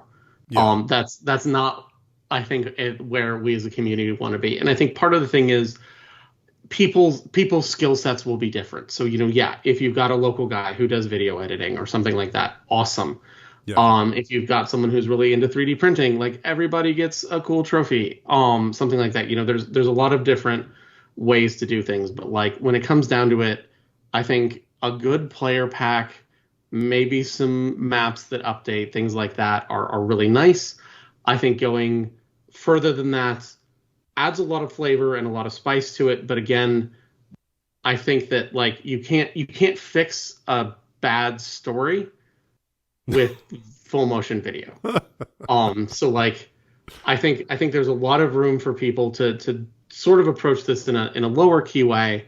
But if this is where your passion lies, awesome. Do the thing. But I don't think it's necessary from the perspective of someone who mainly goes to these as a player. Yeah, I would agree that I think all these sort of extra trimmings and stuff are exactly that. They're aspirational. I think they would be great to have. I know I'd love to have that sort of stuff and be getting to it. Like I've recently started producing actually like voice acted cinematic intros to the battle reports on the YouTube channel. That's something that I've developed as a skill set now and contacts, some good voice actor friends to do for the YouTube stuff. I might possibly now look at bringing that into some future events that I run because I've now got it as an asset that I can use from somewhere else. And I think that all this sort of stuff that you're talking about there, Brian, is great for aspirational stuff that adds flavor and really sort of elevates the nature of the event when you have the time and resources to do it right. Yeah. And not to try and do all of it at once. So while it might be great to have, cosplayed actors come in and, portray characters from the narrative, while also having a full script, full motion video intro that people sit down and have a 20-minute seminar for, don't try to do both at once for the first time that you're doing it. Like, I would say have commissars actually yelling at you as you play. No. Yeah. Oh my god. Pick one element and do it well. Then when you feel like you've nailed that element, then maybe look at adding another element. And it's the sort of thing where you will build on it as you build, like, your events. You're not going to be like, no matter who you are in the world, the 10th event you run is probably going to be more polished and more practiced and have more extras to it than the first event you run. It's probably true of Games Workshop themselves, know. So it's something that you can add as you go. I was just laughing because as soon as you were talking about commissars coming in, when I got home, so the event that I went to, the interview with Anthony is about 4 hours away from here, a 4 hours drive. And I got home and immediately had to take my kids because my wife was like, "You left for 2 nights? The kids are all yours. You're taking them to a birthday party." So I'd been home for about 15 minutes and I had to take my kids to a birthday party. And as they're running around being, a 4 and 7-year-old and having fun and doing their thing, the LARPers showed up to the park and were out there with their dumb foam swords swinging. And if you do this and you listen to this show, I'm sorry that you're offended, but I just can't get behind any of that nonsense. And I was just picturing that, only them wearing commissar outfits. And I was like, that will not feature at any event that I run. So that's good, solid advice from everybody. And just add it to the list. Apparently I hate Adirondack chairs and I hate LARPers. So out in the park with foam swords and whatnot. So, well, sorry to end it on that weird note. I am really hard up against the clock right now. Tony, give us where do we find your show if we want to watch that, and where are you at on YouTube? Yeah, so generally searching for the Narrative Wargamer will probably bring up whatever you're looking for on whatever platform. But the podcast itself is the Narrative Wargamer podcast. It's available on Spotify, iTunes, and generally wherever you'll get podcasts. It's aggregated out to all the different distributors. The YouTube channel is Narrative Wargamer. And again, we've just started doing, narrative battle reports on there. We're having a ton of fun with it. And like I say, we have voice actors, we have cinematics, we have a lot of fun with it. And every story is, its own little vignette, and it's all missions taken from the Crucible of War. And then additionally, we have the Crucible War events, which the next event is taking place on March 11th next year, so 2023. It will be at Tabletop Events, which is in Belper, just outside of Nottingham.